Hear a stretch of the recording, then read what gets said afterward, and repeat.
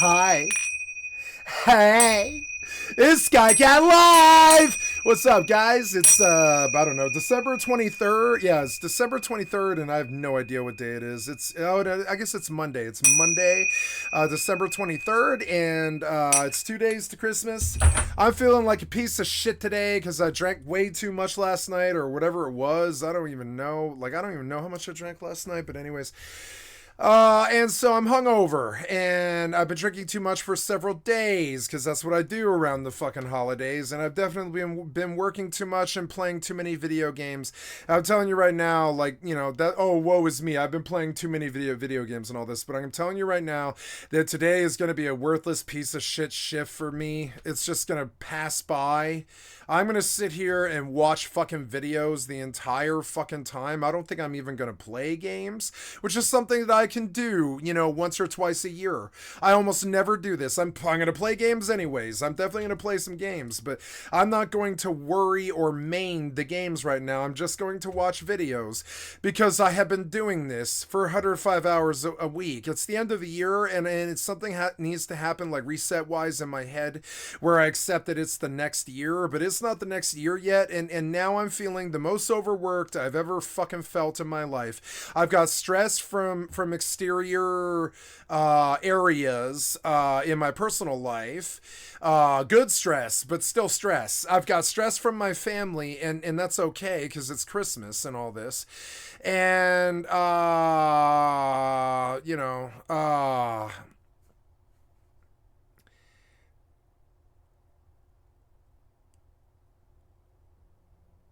yeah, and I can't even barely think. I'm exhausted. I'm emotionally and physically and spiritually and emotionally exhausted because I'm a workaholic and I am working too much. And you can put quotes around the work. I do it all the time. I don't work. I pretty much sit there and I play video games. That's not even really work. It's like watching videos and stuff. But I consider it a job, clocking, you know, 105 hours a week, like, or whatever it is. It's like less than that. It's like probably like 90, 95, something like that. 95 hour weeks, and it is 95 hours. If you don't believe me, you can like go back and look at the actual content that I've published in the last 2 weeks or whatever, because there's been a couple of breaks because it's been busy. I had to take a day trip last week to drive my family somewhere, and so I lost a day last week, and I lost a day this week because I was drinking on Twitch and just playing music all day rather than being on DMCA for YouTube. I am under stress from an outside source in several ways, and it's several different ways, and one of them is very welcome. The rest of them are not. And it's just, you know, it's taken its toll. I'll admit it. I'm not overworked. I'm just a workaholic, and I can't seem to stop. And so, you know, like, for instance, like, I can't stand the idea of not doing my stream. Like, for instance, today, my family asked me for help to drive them somewhere, and I was immediately like, no, because you didn't give me a day's you didn't give me a day's warning, and that damages my stream.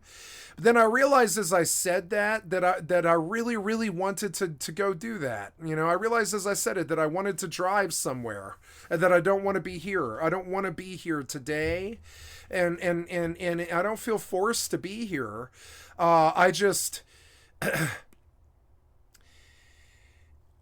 the drive in me to make this history is all encompassing. It has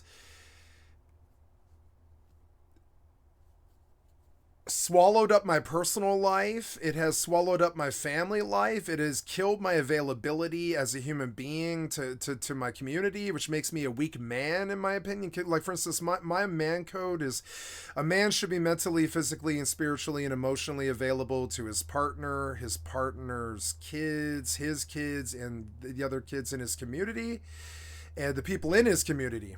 And I am not emotionally available to almost anybody, and I feel that this makes me a weaker man.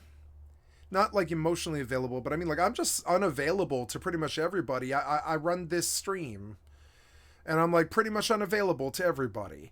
Now, I try to be there for my family and my best friends and all the people that I love and everything in my real life. But am I available to them? I would say probably not. The answer is no. Most of the time, the instant answer is no. And they warn you about this with being a streamer or whatever, or being a content creator, that you kind of become divorced from the community, and you kind of become terminally online. You sort of separate and divorce a bit from the community. It does do psychic damage to you. And the drive, the workaholism is probably the worst we've ever seen in like a profession, short of like maybe acting or Hollywood or something like that, or musicians, something like. People really focus when they have certain jobs.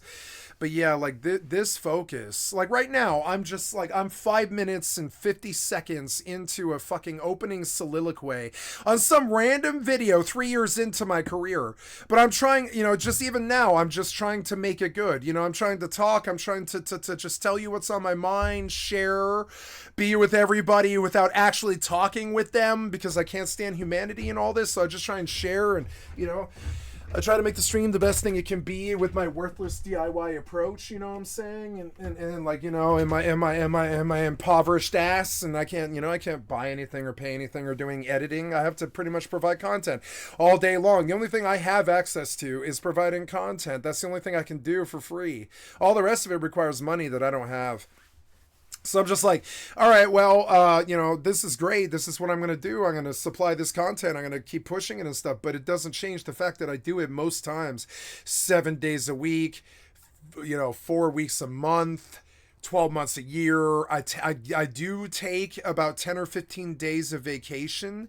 But this job, you know what keeps coming into my mind when I think of my job? It's crazy, but it is shitty and it's stupid. But it's this plot line that they used in an episode of Breaking Bad. I'm going to drop it off the big face now, guys, so you can see what I'm looking at here. Let me just fix the camera. There you go. So there was an episode of Breaking Bad, and it's going to be season 2, season 2, Breaking Bad plane crash episode. And it's like the Cats in the River or something like that. Or no, it's just called ABQ, because that's the name of the plane that crashes and stuff, right?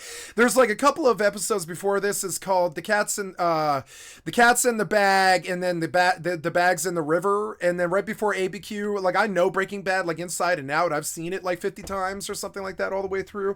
I love Breaking Bad. I think it was technically the best television show ever made, but I mean, it's not my favorite television show of all time. That would be a show called Wire in the Blood.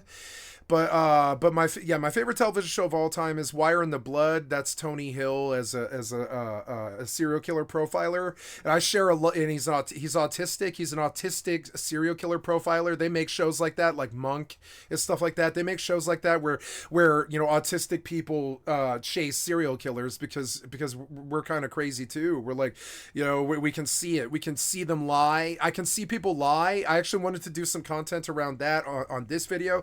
So the first video I'm going to watch is this one, Trump's most sinister suit yet, suing a pollster, right?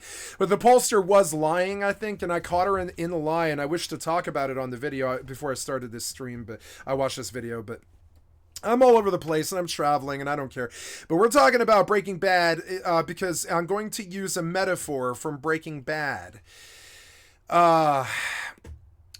And it's going to travel a bit across a bunch of concepts that have to do with my work, and it's difficult to verbalize. So I will just try to, but I mean, I don't know if I'm going to do this well. I'm just going to try. But my work reminds me of an episode of Breaking Bad called ABQ, where Donald, Jane's father. Jane is Jesse Pinkman's love interest. I think of her as Cloud Candy. I love Jane. Jane was almost my favorite character of all time on any television show. Jane was such a good character, and we love her because she did a show called Don't Trust the Bee in Apartment 23.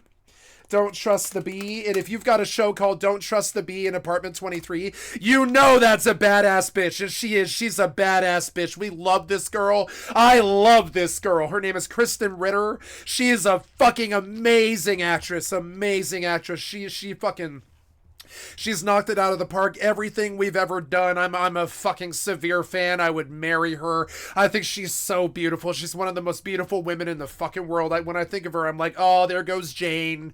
You know, my life was like Jesse Pinkman, and so they brought me a Jane, like Cloud Candy, like my best friend, right? They brought me a Cloud Candy from my television show when they depicted me on Breaking Bad as Jesse Pinkman.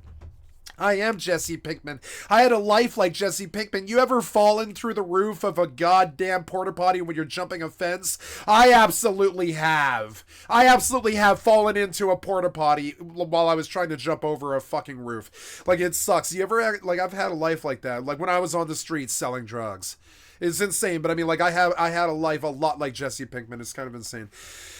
So anyways, so they roll out Kristen Ritter opposite Jesse Pinkman for several tragic episodes. It was only about 4 episodes of season 2 or something like that, but I really loved Jane, and they kill her. She overdoses, of course, because all the women that I love overdose. It's fucking stupid. It's just some rule or whatever, like that I like junkies and they like to overdose. I don't know what it is. But anyways, so yeah, she played Marvel's Jessica Jones. Apparently she landed Jessica Jones. I didn't know Kristen Ritter landed Jessica Jones. My mom likes that show. So anyway, I'm sure Jessica Jones is probably badass. It's just really a shame it's not Kristen Ritter. I care a lot more about Kristen Ritter than I do about Marvel's fucking Jessica Jones. They should have just given her a Kristen Ritter show where she just plays being a fucking super heroine, because she is a super heroine. She played Jane on Breaking Bad. That's got to be the greatest female performance of all time, maybe. I'm not kidding. That's the #1 show of all time. Most people's list, Breaking Bad is the #1 show of all time. So Kristen Ritter plays the love interest on the #1 show of all time. It takes a badass bitch, the badass bee in Apartment 23. We love Kristen Ritter. We love her to death. So anyways, I love Kristen Ritter. So anyways, there's this plot point in Breaking Bad in an episode titled ABQ, and I suppose I should read the plot of the episode so you can kind of track what I'm talking about. Jesse Pinkman wakes up from his heroin-induced sleep to find that Jane Margolis is dead, having choked on her own vomit. Horrified, I don't want to spoil all of it, so I'm not going to do all that. Donald, still grieving his daughter's death, returns to his work as an air traffic controller. We're going to leave the tragic story of Jane and Jesse and Jane out of this. Jesse and Jane is the fucking story of my life, and I can't handle the Jesse and Jane story. I can't actually handle it. My life falls apart when I even think of Jesse and Jane. When I think of Jesse Pinkman, my life falls apart because I was Jesse Pinkman. I tried to get several of the people that I love to watch Breaking Bad. They couldn't, because they knew that it was my life. They knew. My mother couldn't watch Breaking Bad. She was like, "This is your life," and I was like, "Yeah, no." I was like, "I'm sorry." So so Donald, Jane's father, that's Jesse Pinkman's love interest on Breaking Bad for season 2 anyway. So she shows up later in a beautiful Jane dream sequence, and I'm so glad they did that. He needed to be with Jane a couple of more times after the rival gang tortures him in the fucking in the cage, and they lock him in there for like what is it, like 3 years or something. They lock him in a cage and they chain him to the ceiling so he can walk around for about 5 feet, but he's locked in a cage in this kingpin's basement. That's what happens to Jesse Pinkman. And so then finally, and I'm going to ruin the ending of Breaking Bad if you don't know it, I guess. I don't want to ruin the ending of Breaking Bad, but, Heisenberg goes back for Jesse. We'll just leave it at that. Heisenberg goes back for Jesse. He's like, "No, I'm not letting him get fucking captured in that basement for years and stuff." And Heisenberg goes back to Jesse the same way I would go back for my Heisenberg. I would do the same for my Heisenberg. I have a Heisenberg too. Really good friend of mine named D. And I know Heisenberg. I know a Heisenberg. He has pretty much the exact same light, pretty much. And I know a Heisenberg. And he's one of my best friends. And in the same way that if somebody did something like that to him, I would come. I like to believe, I don't think he would, but I like to believe that he would come for me. If I was strung up in a fucking chained, in a fucking cage by some kingpin or something like that, I like to believe that my friend D would come back for me. I don't think we had that kind of friendship. We just didn't know each other that long, but I like to believe that we had that kind of faith in each other, because I think we did. He took a big giant leap of faith to get me up off the streets and stuff. He saved my life.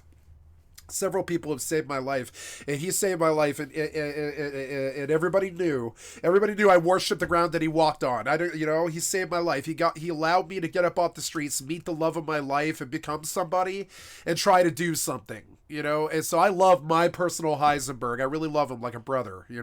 I have a Heisenberg. It's fucking annoying. Cooked the best goddamn dope in Denver, Colorado, which is like saying he cooked the best methamphetamine in the world. Because Denver is like the main traffic hub of the West. So he was like the best meth cook in the world. I pretty much lived the Jesse Pinkman life. I knew when I came on stream today that I wasn't going to be able to play video games. I think I'm just going to talk for like 8 hours and drink beer and stuff and just be a person today and not be a gamer. It's fucking annoying. I don't want to do that. I want to go driving off somewhere for 4 hours and help my family and stuff. But I have a job and I want to do this. But it's like impossible some days for me to sit and play video games all day when I worry about the fucking implosion that my life has become after the Jesse Pinkman fucking story arc that was my life and all this. And so I gotta get back to the original metaphor as I travel across the world that is Skycatlive or whatever. But Donald, Jane's father, still grieving his daughter's death, returns to work as an air traffic controller, and that's where I'm gonna draw my correlation to this storyline. I feel a lot like Donald. I'm under too much stress from losing my last one, and then the one before that, you know what I'm saying? The one before that shot up HIV and AIDS, HIV and Hep C right in front of me, and I never spoke to her again. She killed herself right in front of me, and I just never spoke to her again. I got out of the car, I left, I never spoke to her again. I was like, nah, she's a bitch. I don't use that word fucking freely, but when she shot up, goddamn, I didn't think she was a bitch the whole time I knew her. For 2 years and 7 months, I thought she was one of the most wonderful women, which she is, like, one of the most wonderful women I ever met. She would do anything for me. She was my wonderful heroine girl. I love her to death, my friend Em. Summer. She would be very proud if I were to say the name that she uses as a juggalette, which would be Summer. And so, like, I had a summer into a fall. I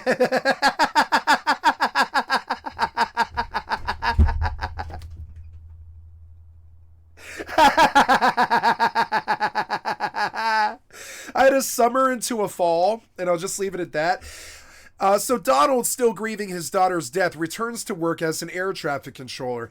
While on the job, his mind wanders to Jane, and he inadvertently allows the flight path of one plane to cross another. And it's this really brilliant thing where they kind of make this assertion that he kind of causes this plane crash to happen inadvertently. But that's how tragedy always happens. It's almost always inadvertent. Like, the people, they make a mistake and they don't want to fess up to causing some terrible thing like a plane crash, so they just say that they're weak, and they're like, oh, I just was distracted by my daughter's death and I didn't pay attention and it's my fault, but I didn't do it on purpose.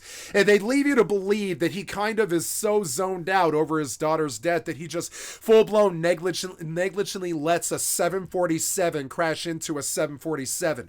Now, this matters to the Breaking Bad story, because when the 747 crashes into the other 747 and like 600 people lose their lives, the plane rains down over ABQ, which is Albuquerque. You know what I'm saying? It was a metaphor for my fucking life as Denver died. As Denver and Albuquerque die, the plane crash was this wonderful Vince Gilligan genius bit about like what happened to my city. Like, literally, like, I was watching the television show and the plane crashes, and I'm like, what? It's like one of the greatest things I've ever seen in a television show. The plane crashes into the other plane, and you're like, what? What does this have to do with Breaking Bad? Why are these 747s crashing into each other?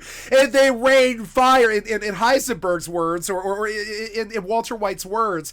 It rains hell upon his house. And that's kind of how I felt about what happened to Denver. It rains hell. It was like this beautiful metaphor for what drugs and the drug war did to our country.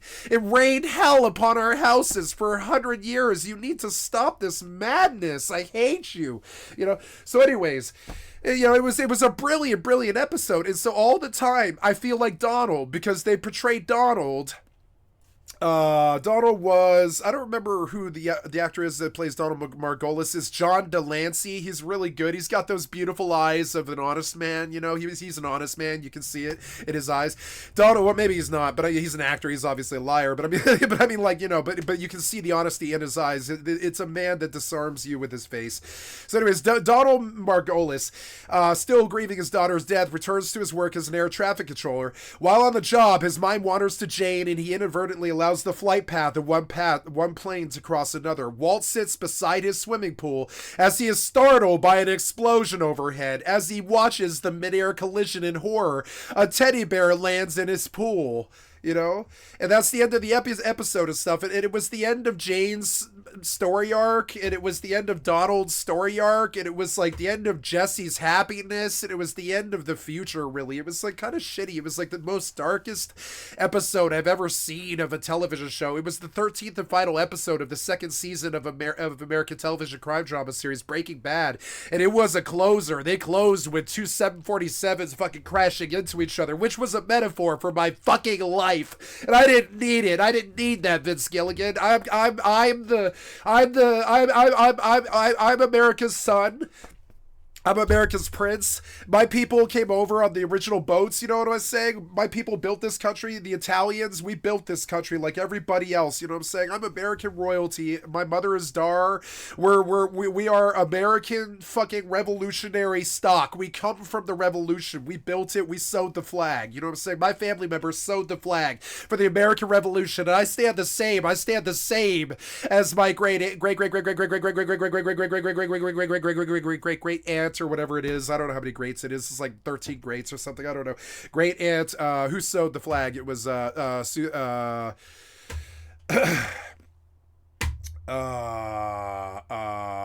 know, is Susan B. Anthony? I think it's Susan, or was she so they married? Yeah, I'm sorry. My great no, she did not. She was a leader in the women's suffrage. But but who sewed the American flag? It like. No, it's not. It's not the American flag. Who made the first American? Betsy Ross. Sorry. Yeah. So mine. Yeah. Anyway, Betsy Ross is the name that I'm looking for. Betsy Ross is. I'm a great descendant of Betsy Ross. I'm a direct descendant of Betsy Ross. She made the first American flag. That's my family's claim to American fame, and it is a true one. We have traced the lineage many times. My grandmother was a genealogist, and when I was 7 years old, she wanted the world to know that we were Dar, daughters of the American Revolution. So did my mother. And so do I.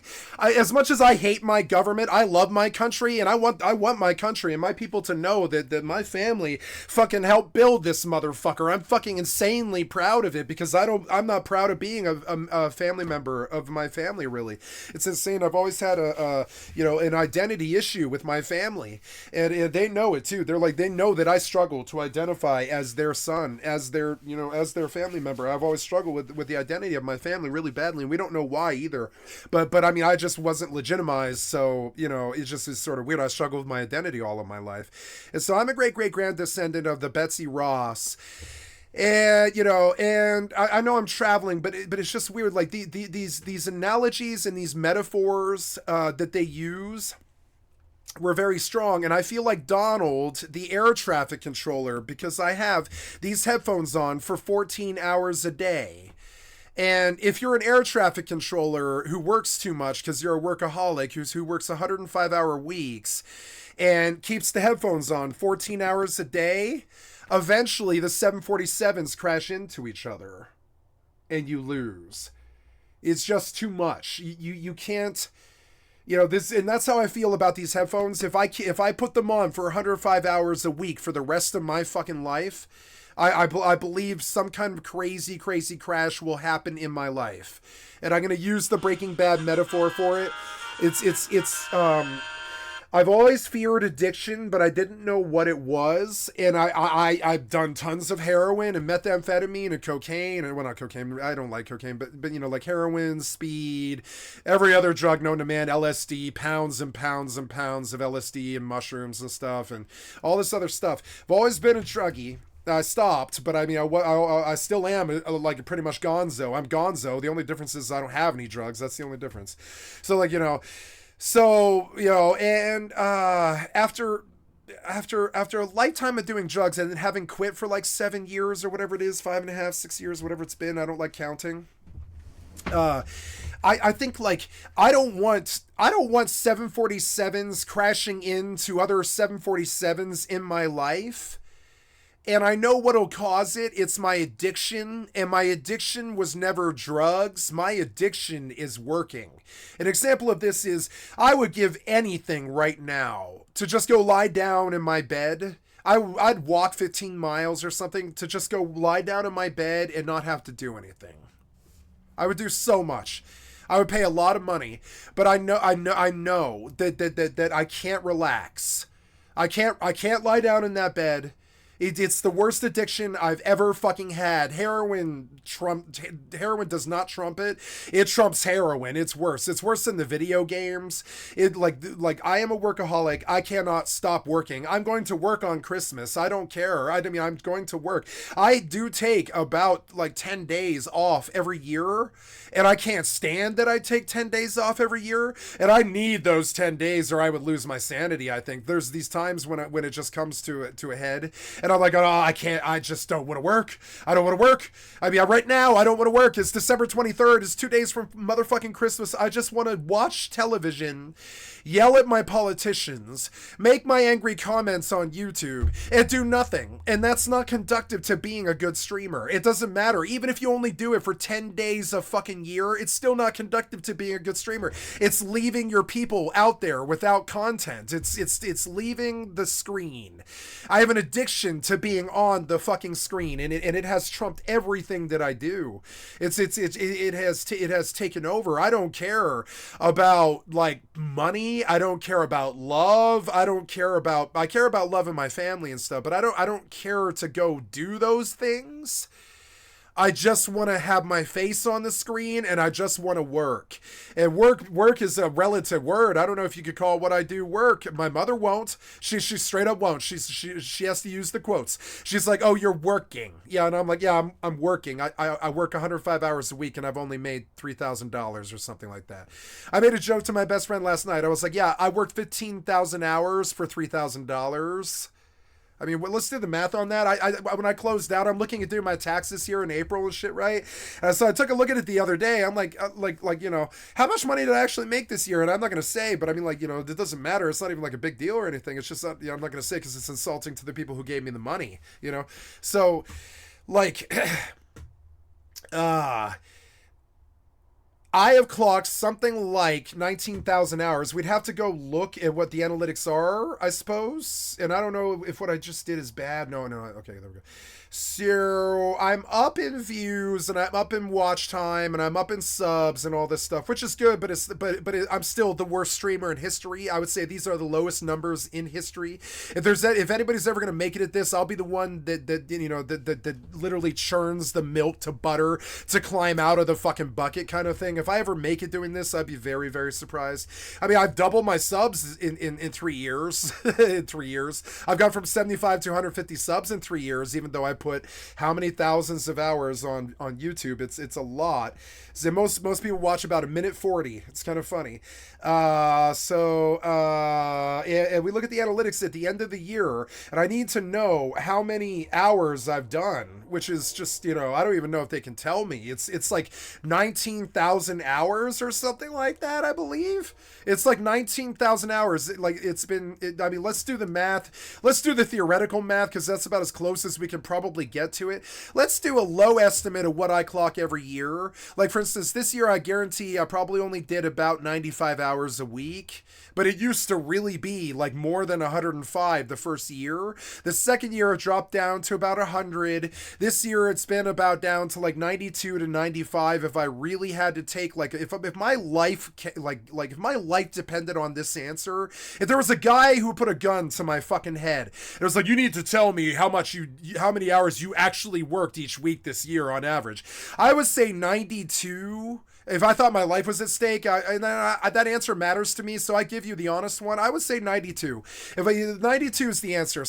And I believe it is true too. I think I think the average is 92. I think it goes down as low as like 84. It goes up to as high as 108. So the average works to be somewhere around like between that. It's going to be like 92 to 96, something like that. 90 to 96, somewhere around there. So we're going to go with and I believe in this estimate too. I believe it's 92 hours. I think I do actually work about 92 hours a week on average, right?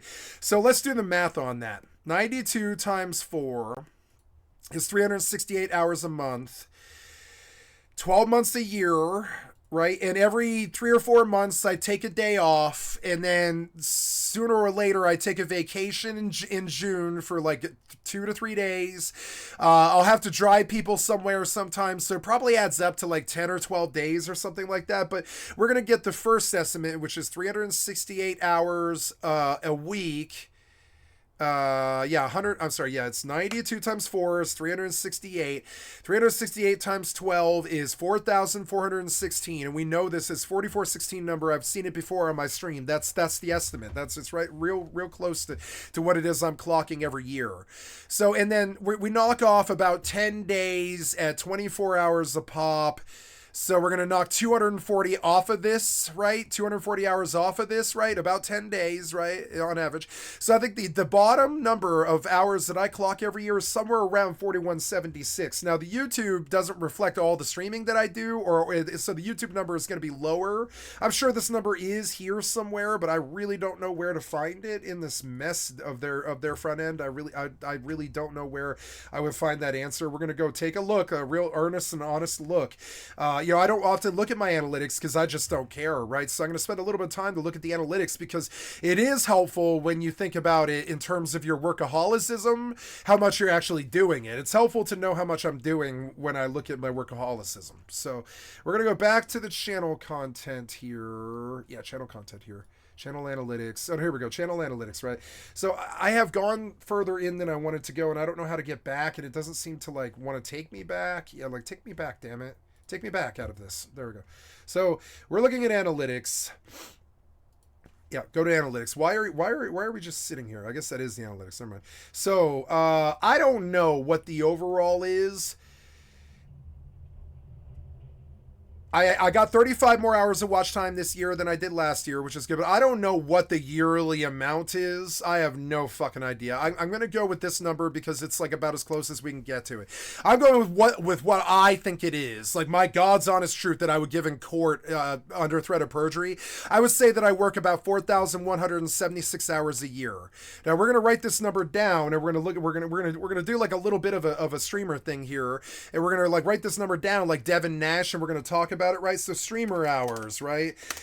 Theoretically, and I gotta say this theoretically because it might be lower, it might be higher, I don't know. Theoretically, I work around-ish 4,176 hours a year.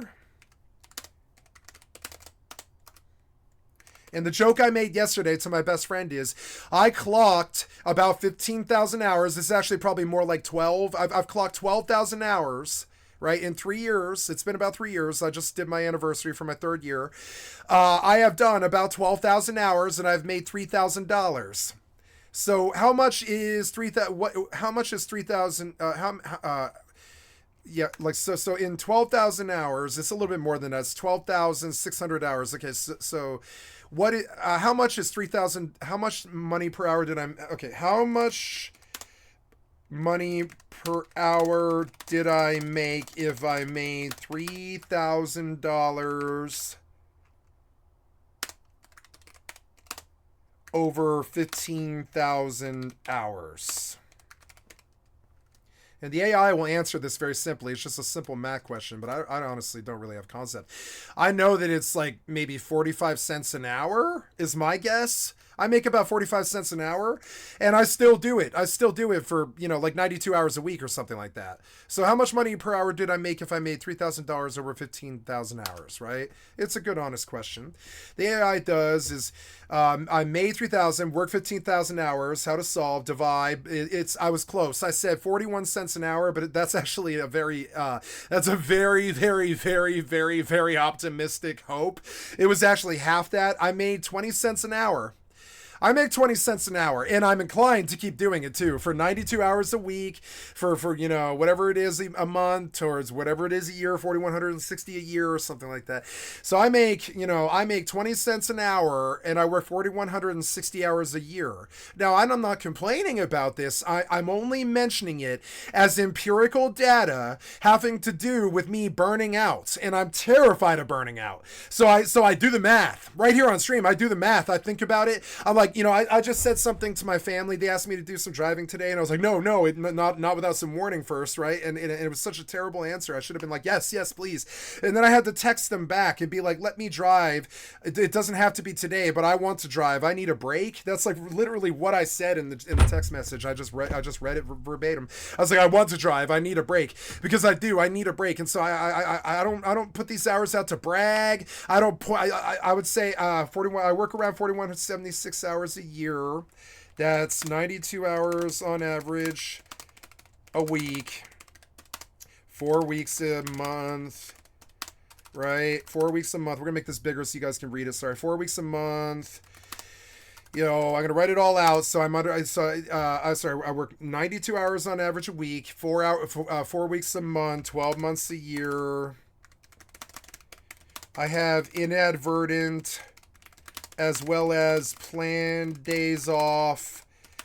It equals somewhere around 10 to 12 days a year.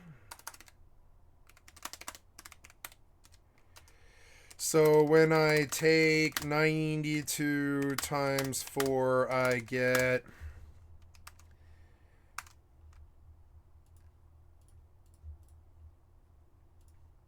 368 hours a week. 368 times 4. 4 weeks a month is 368 times 4 is 1,472 hours a month. I'm sorry, 368 times 4. Yeah, 472 hours a month. Is it really that much? Yeah. It's a lot. It's not 4,176 at all. It's 368 times 4 is 1,472 hours a month, and times 12. See, I had to do it to make sure I wasn't making errors here. Times a month. That's 17,764 hours a year. It's been 3 years. And that's the actual math. I mean, that's where it actually falls. It sounds crazy, but no, this is my real estimation. It's been 3 years. That's 52,992 hours at the very lowest estimation. And 240 hours. Oh no, and 240 hours. Well, let's call it another 48. Would be 284. No, sorry, 288. 288, right? And 280 lowest estimation. No, I'm sorry, I'm mangling the math here. I'm going to do it correctly, right? So 17,760 hours a year, and 10 to 12 days off a year due to vacation or family or burning out, right? So that I estimate that as 14-hour days times 12. 14 times 12, I don't know what it is. It's something like 288 or something, but I really don't know. 14 times 12. I should know, but I really don't know. It's 168. Sorry, I don't know. I'm tripping. I estimate that as 14-hour days times 12. I take 168 hours of vacation every year.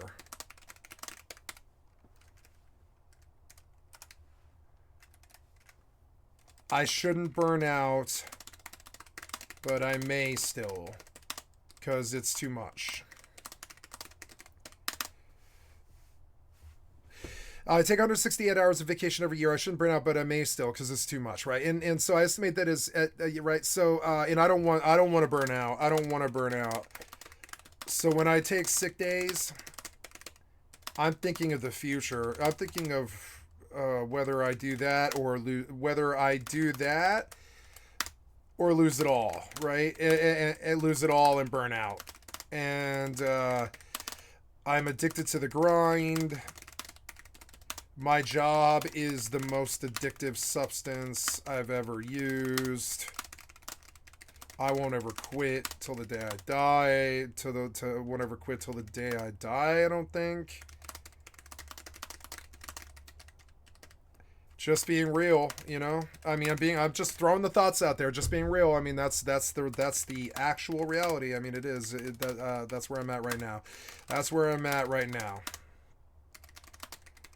12/23/24 12/23/24 right 12/23/24 so yeah, and so and I know that this isn't video game content. I know it's boring to you, but I mean, it's like, you know, this stuff matters to me. I like, so theoretically I work around-ish 92 times 4 92 times 4 times 12 is 4,416 hours a year. I thought I'd get a different number. Oh no, I'm doing it wrong. So I do 92 hours a week. 92 times 4 times 12. 92 times 4 times 12.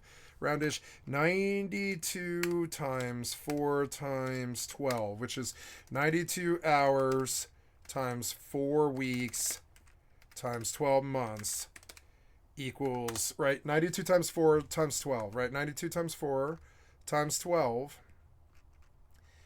No, I'm sorry. 92 hours a week times 4. Yeah, that's 92 hours a week. Yeah, that's right. It's 12 times. I work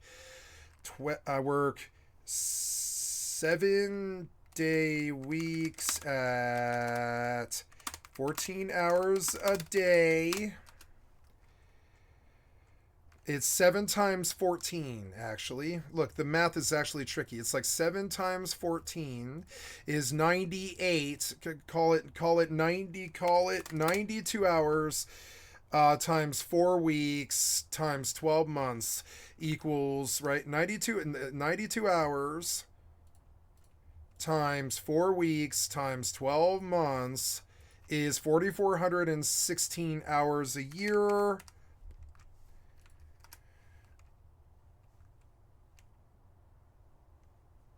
Nope, the month is 4,400. That's 4,400. So I'm sorry. This is just all like repeat, and it's not needed.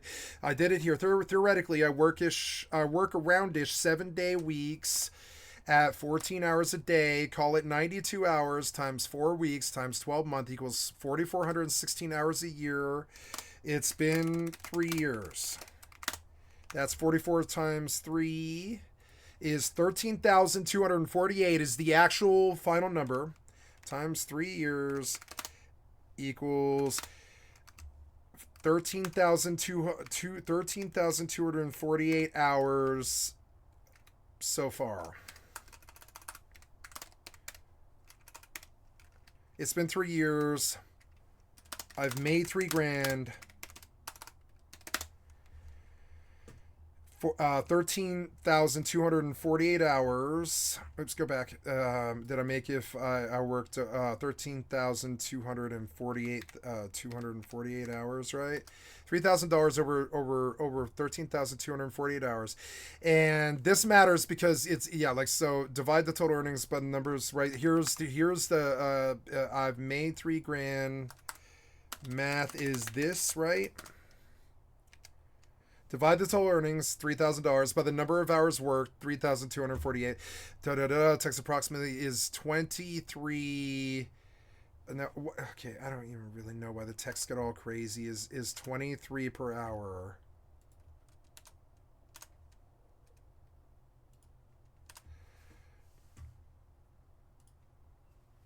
It's been 3 years. That's, yep, and so this is wrong.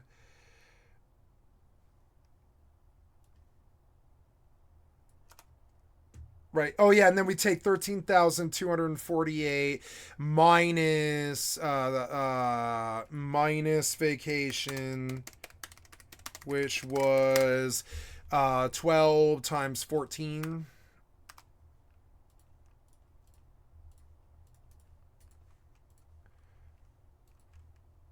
Which was 12 days at 14 hours a day.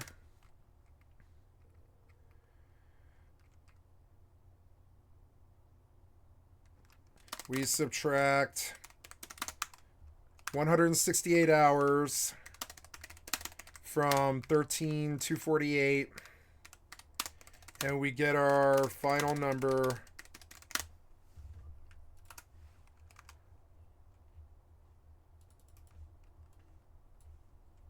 $13,248 minus 168 hours, and all this is just the theoretical, like just guessing. Really, I don't really know.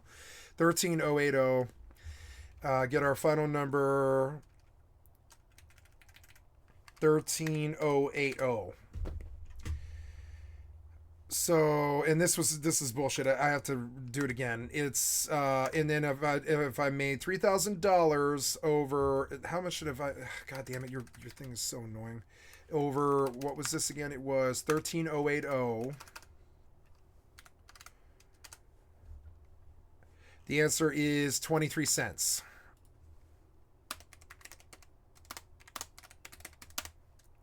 23 cents an hour. The burnout, the lack of pay, and the workaholicism is an issue. But I believe I can overcome it.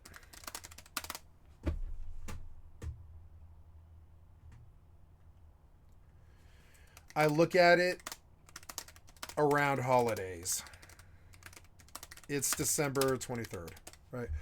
It's been 3 years. I've made $3 grand. I estimate that is 14 days times 12.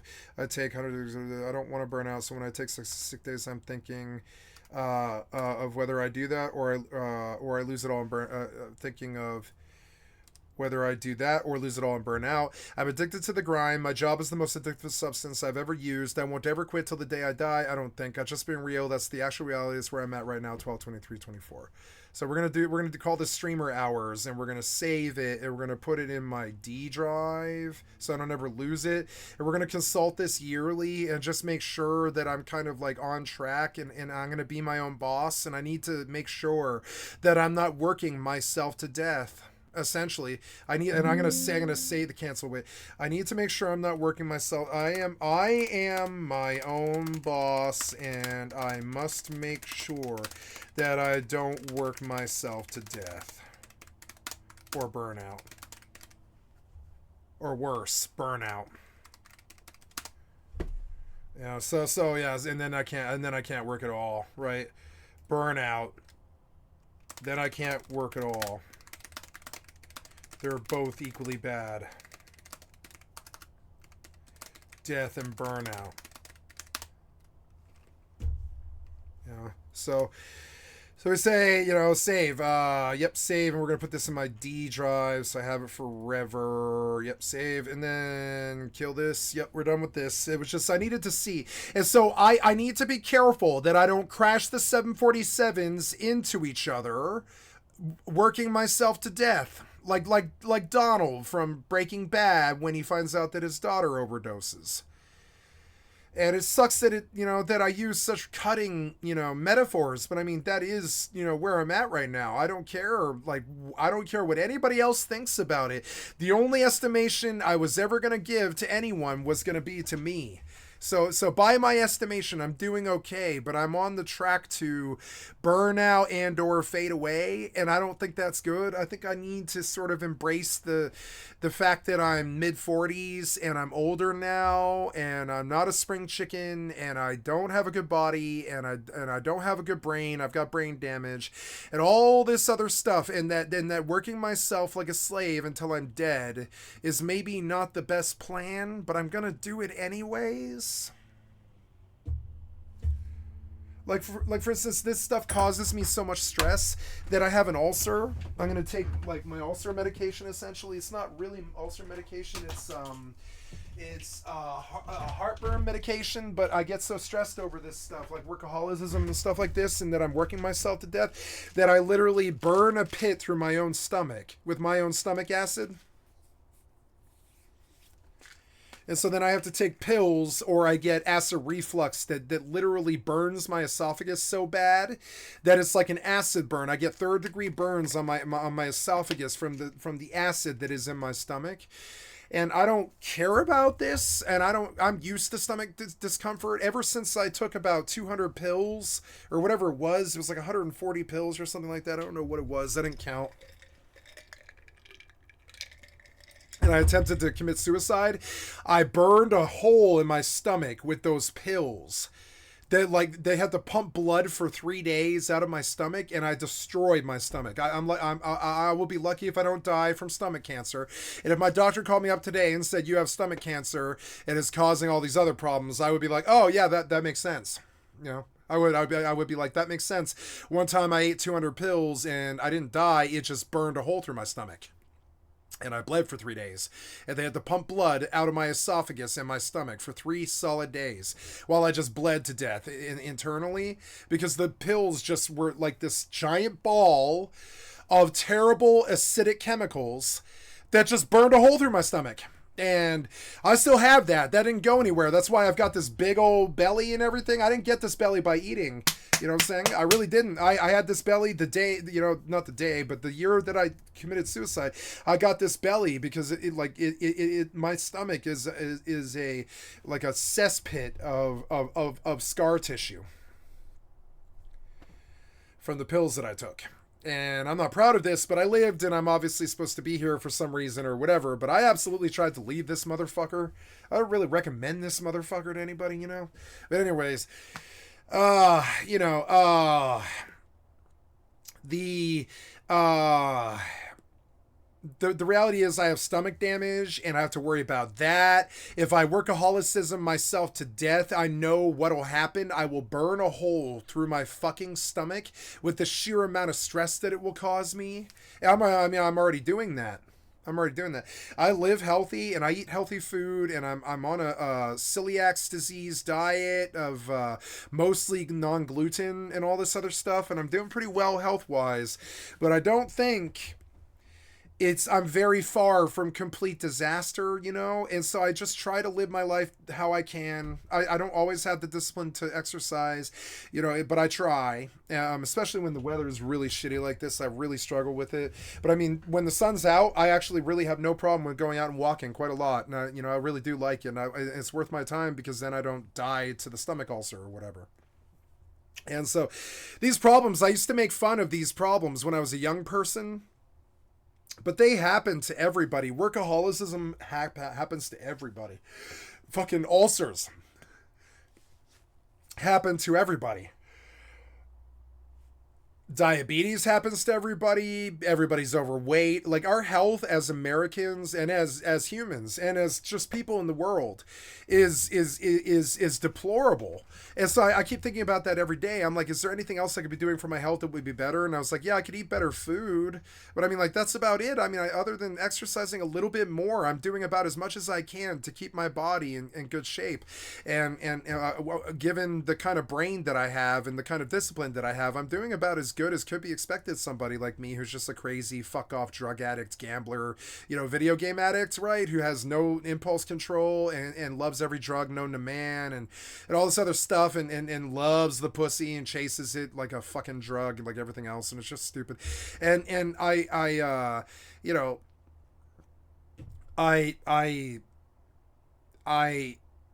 don't know if I'm like choosing my words carefully here, not because I'm scared, but because I don't know what I'm like reaching out to my third eye, to my inner person, to my reptilian brain, my left side brain. I'm like reaching out to my unconscious self, and I'm querying myself. Can you maintain this pace forever? And the answer right now is yes, but it's like a conditional if I'm lucky. You know, I feel like I can maintain this pace if I'm lucky, and so I pray for luck. I think luck is going to have a lot to do with it.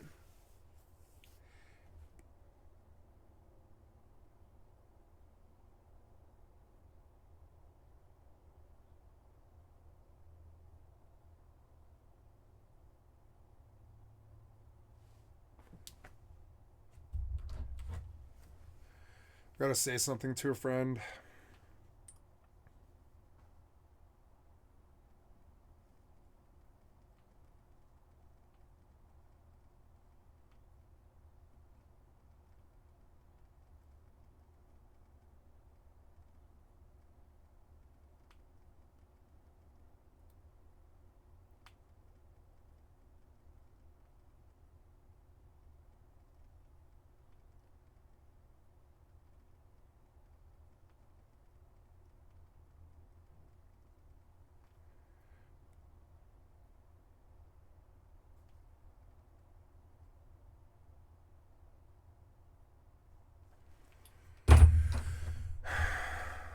To be true about something. So, oh yeah, my headphones. I have not listened to anything yet. So we're gonna watch some videos now. I'm sorry for talking so much. It's just this stuff. It's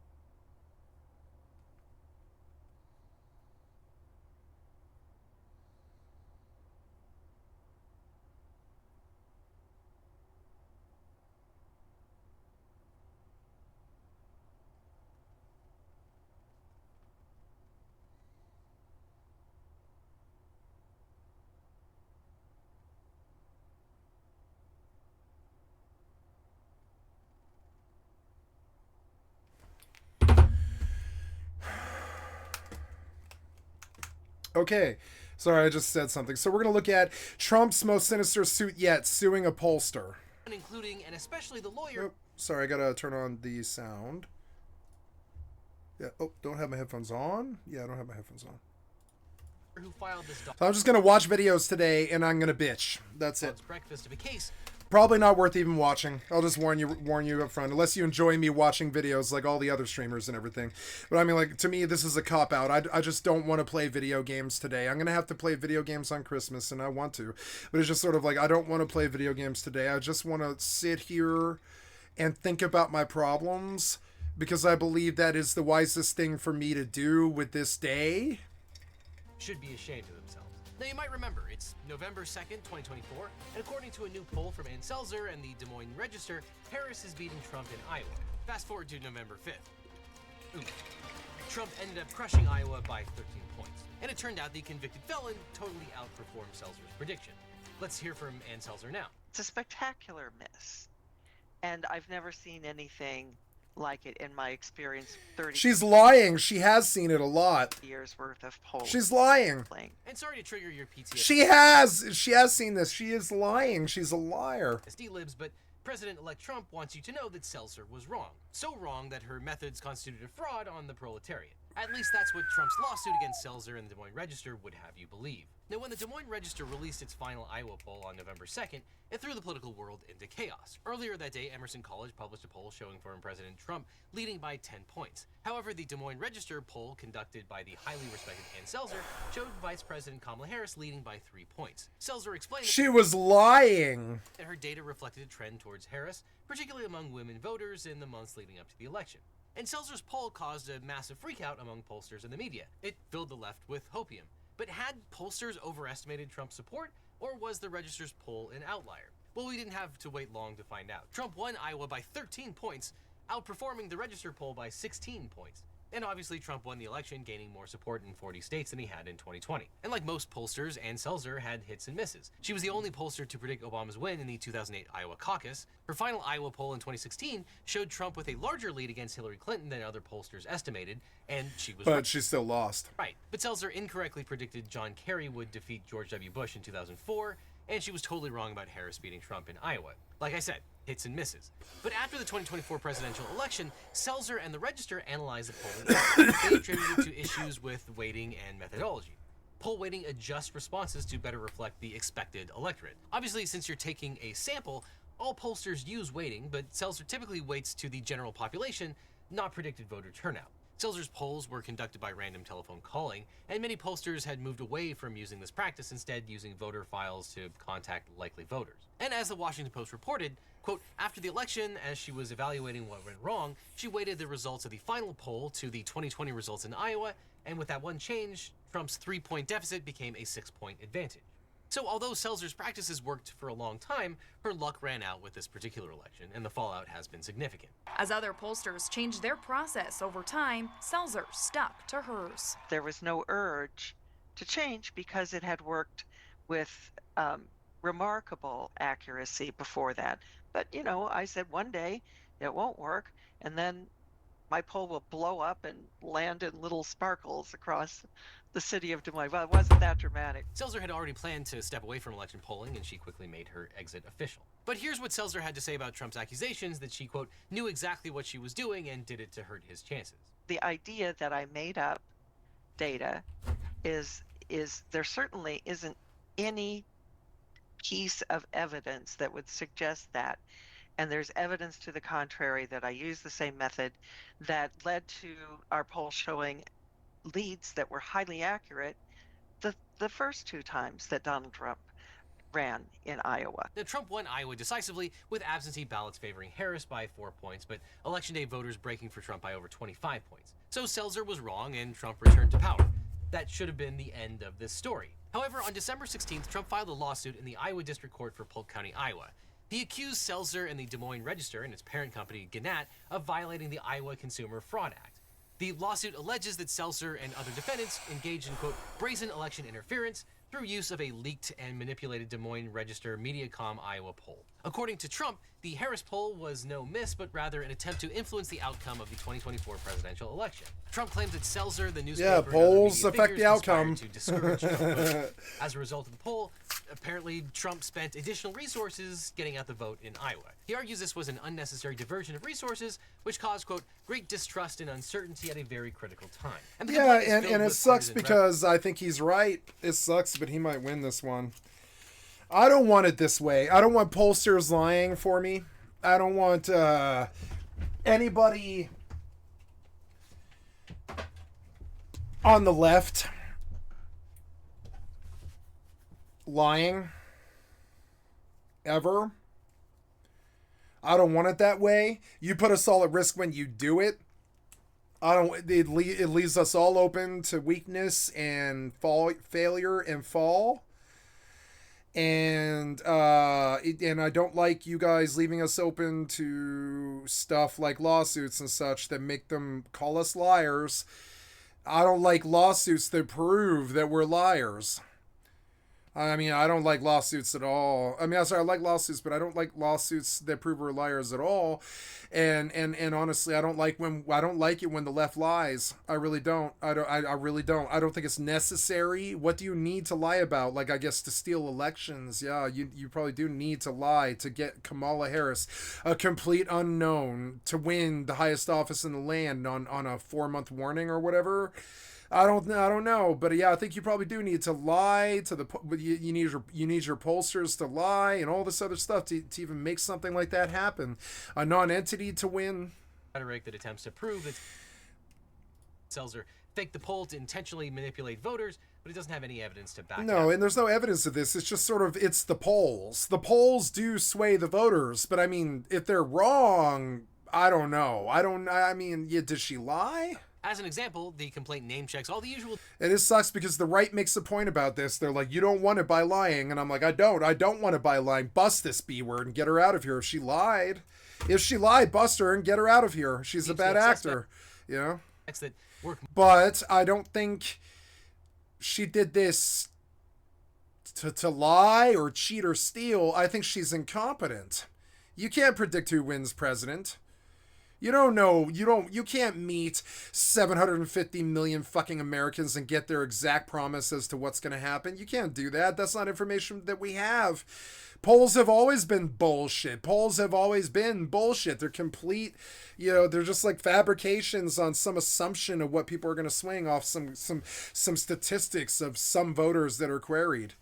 And I just don't, I don't think you can trust the polls for real empirical data. I think they're a good indication, but I don't think you can sue her. I don't think you should sue her for being a pollster. Aren't we all kind of under the assumption that pollsters are kind of full of shit anyways? They couldn't possibly tell us what the outcome's gonna be. Not accurately, no. Not at all. MAGA world into a lather. Rachel. It's a fortune teller trying to cold read. I think we can all kind of agree on that, can't we? I think we can agree that polls are essentially a fortune teller trying to cold read a massive public that they couldn't possibly talk to all of. So, I mean, polls are kind of like a nasty fortune teller thing as it is. And I don't know why you would sue the fortune teller when we all know that fortune telling is bullshit. Maddow, the ladies of the View, the Times of India. I mean, we don't all know that. I mean, but I mean, like, we can all make an assumption that unless you really believe that person has some kind of supernatural power, which does occur, and I'm okay when it does occur or whatever. I believe that Nostradamus. I think Nostradamus knew a lot more than any human can know about things that were thousands of years in the future. So I sort of believe in Nostradamus, but I mean, I don't know if I believe in prophecy, Can somebody fucking see what's going to happen in the future? No, and they couldn't possibly talk to all 750 million Americans and get an actual accurate number as to what they're likely to vote. I don't think that's possible. So why do we ever even, you want to sue the polls, but I mean, the polls are a joke. Nobody has ever taken them seriously, I don't think. They're like this guesswork that we do to sort of try and give our people an idea of what's going to happen. That's it. If the fiscal conservatives come in, you can probably bet on guns. If the liberals get in, you can probably count on losing, if, you know, and so we like polls so that we can see that coming, you know? I don't know why liberals lose so fucking much, but they do. It's the old Fox television complaint off The Simpsons. If liberals were so good, then why do we lose so fucking always? We lose like pretty much always. We always lose when we really need to win. We like the Democrats, and I wouldn't even call it we really. I'm definitely not a Democrat. The Democrat fucking, I mean, it would be a disservice to them if I were to call myself we, because I am not a Democrat. No, never have been, not really. I'll vote for them, which I suppose you could say makes me a Democrat that year. So I suppose like I'm a Democrat this year, but the last 3 years you could call me a progressive or whatever the fuck. I'm INR. I'm not represented. So,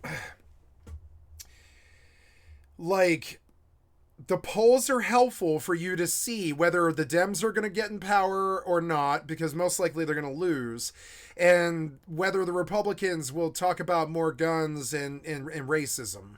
So you can count on racism when the Republicans take power. You can count on talk about the border and border rumbling, and maybe even like craziness too, like shutting it down or that kind of thing, like maybe even nutty stuff. We don't know what they want to do, so we don't really know. We can expect craziness with the border, I think. And so there's things that you can expect with each party as they come in power. I don't really like either party, but I mean, like, I roll left, so I suppose I'm supposed to identify with the Democrats, and I do vote for their figureheads from time to time, but I'm very aware that it's a figurehead who's just lying that will let paradise burn, you know?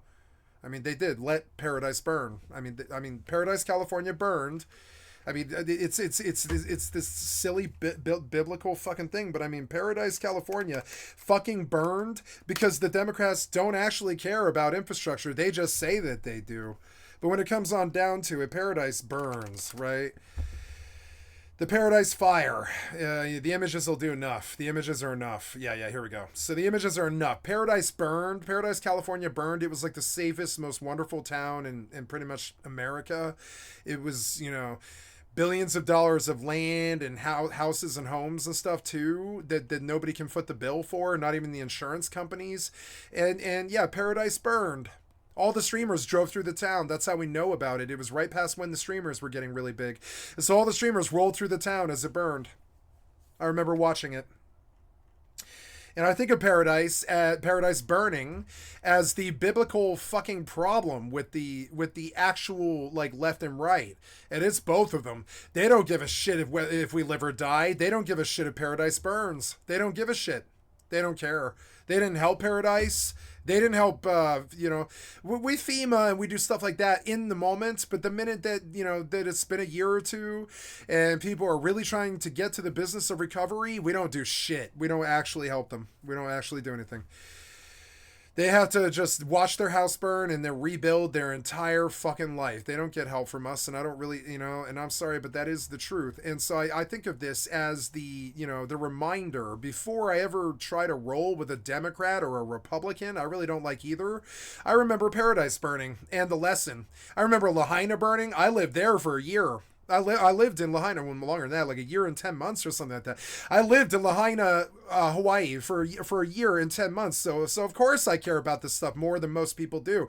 But a place that I lived and loved and worshipped fucking burned to the fucking ground for no fucking reason, because they just don't give two shits about whether we live or die. They don't.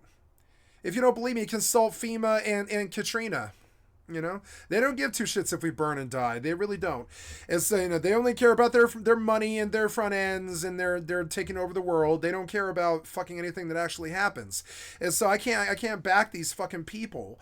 And so the polls are there. I'm gonna get back to the point here. The polls are there to warn me about which evil is gonna come into power and how much damage they're gonna do.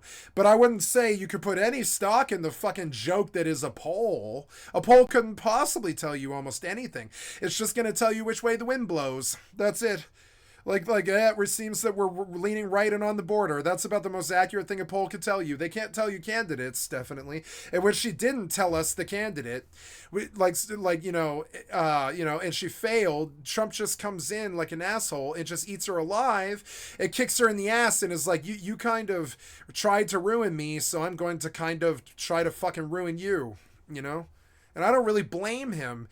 But I understand what he's saying is that if she had just kept her goddamn mouth shut, maybe his actual numbers would have been higher. And you got to kind of wonder, is she engaging in some kind of character assassination and or election fraud and or election sway stuff? And I hate to be sympathetic to the fucking right, but I don't want it this way. I don't want this happening to the right, and I don't want this happening to the left. I don't. I don't want accusations of polls swaying people and swinging elections. I don't want that. I don't want him suing her over freedom of speech. She's allowed to conjecture on who's going to win. She's allowed to do that. I don't want him suing her over free speech. The case itself sets a bad precedence. Course, random Twitter. But I do see what he's saying in that a bad pollster can absolutely probably sway the election. And so his lawyers told him to sue her when she probably lied. And I hate to say this, but she's about to show up on the screen and lie here. And I made a statement about this. I made a statement about this on this video. I said, look, I hate Trump and I want him out. But when this lady spoke, when she says the idea that I made up data, there certainly isn't any piece of evidence. Her eyes were blinking a lot of random access eye darting, and all the terrible signs of a liar. Nervous, stammering. I think she may have actually unintentionally made up some data. I didn't believe her when she spoke, sadly, and I really wanted to. She mentions that she's lying, that there's evidence to the contrary because, well, I believe there is. Maybe she's guilty, unfortunately. The problem is, I'm not sure she actually committed a crime. I believe a jury should be very kind to her. She lives out there in the algorithms, and it's a very shaky ground she stood on for decades, and I am sympathetic to that. Most importantly, I see no ill intent here. May her peers please be kind to her. It's good she got out. I still respect her in every way, 110%, but I do think there may have been some unintentional obfuscation here. All the telling signs are there, God's honest truth, and I hope she reads this because I'm an instant fan, but yeah. I'd be terrified to put her on the stand. She could lose this. If they bring a competent lawyer at all, usually they don't, so maybe she'll be okay. I'm terrified of her losing. You don't want to lose to these nasty shithead rapist criminals and their incompetent lawyers, regardless of whatever side she's on. It makes all blue look bad. She needs help. How do we help? And then I made the eyes and I said, making the video helps. Making the video helps. Thank you. Making the video helps. Please help her somehow.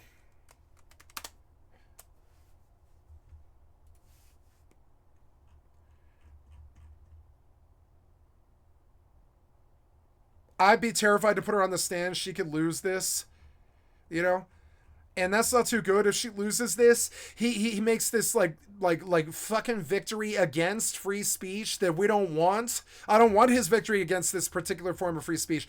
Pollsters are allowed to fucking say whatever the fuck they want to say. That's been a sacrosanct thing since, I don't know, like the 90s or something like that. It's been around for a long time. How long? Let's look into polling, I guess. I never thought I'd have to look into polling, the history of polling, right? Well, let's look at the history of polling. I'm sure it's on YouTube. I guarantee it. The history of polling in the U.S., voting in America from Barkers to Booths, right? Voting in America from Barkers to Booths. But I don't care about the I do care, but I don't need the Electoral College explained. I want the history of polling.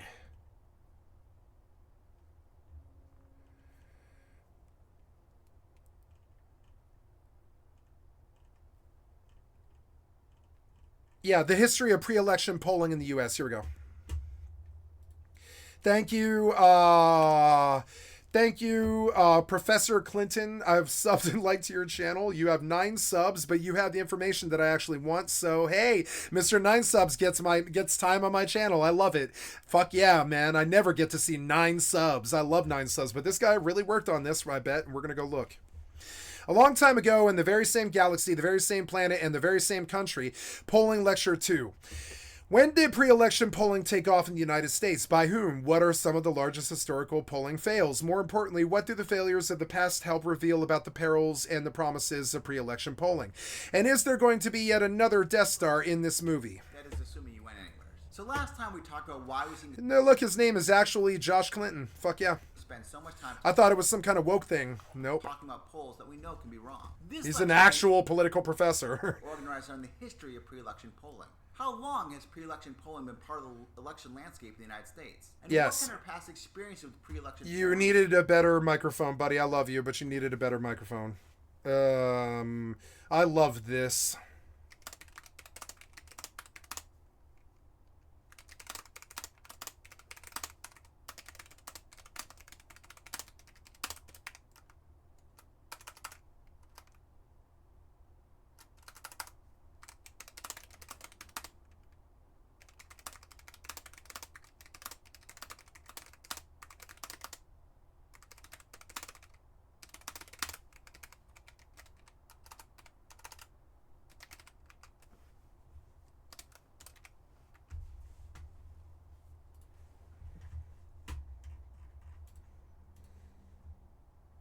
feel about the nature of polling today. So the elections we're going to talk about today may be ancient history to you, but I think they're interesting for two reasons. First, they show that they're not ancient history. You'd be surprised. Like, okay, so you know what this reminds me of is this wonderful bit that they did for a television show on Netflix called Orange is the New Black, where they asked a bunch of women what they actually knew about the vagina. And you'd be surprised at how silly the answers actually are. Women don't know shit about the vagina at all. Most women have no idea how a vagina works, what it's called, what a mons pubis is, or any of this stuff, or any of that stuff. Most women have no fucking clue how a vagina works, what it is, or anything like that. And the same is true of men and penises. I don't want to be sexist about this, but you know, because it's true about men too. People are largely ignorant of a large amount of things, actually. When you actually ask them what the science is of a vagina or a penis or something like that, they're like, you know, they don't know. They really don't know. Hello? Hey, hold on. we talked about last time are not new. The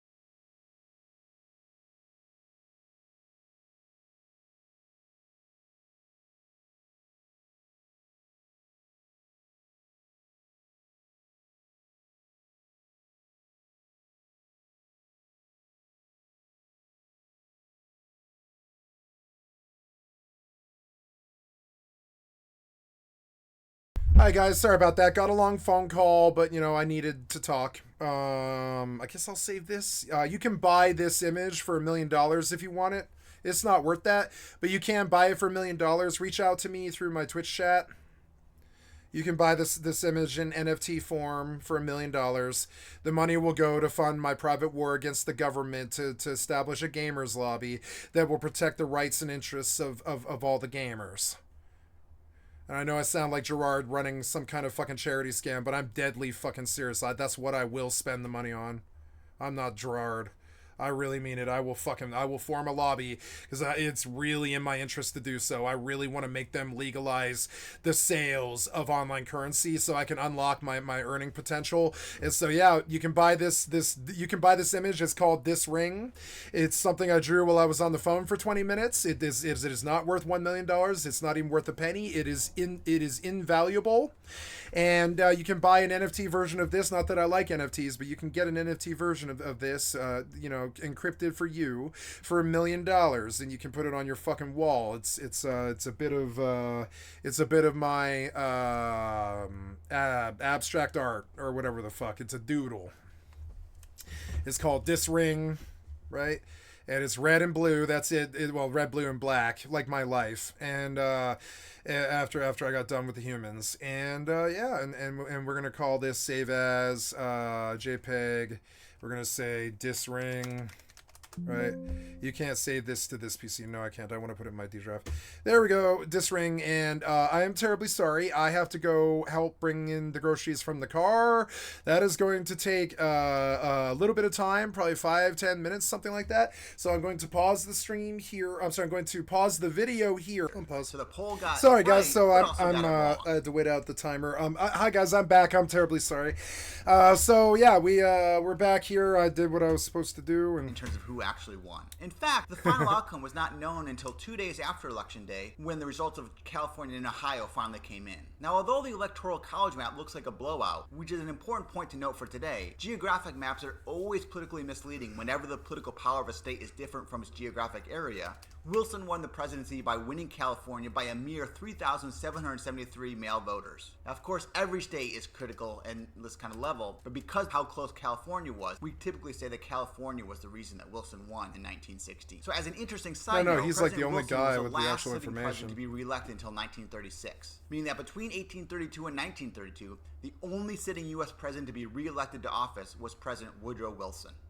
And speaking of 1936, so the 1936 election took place during the Great Depression.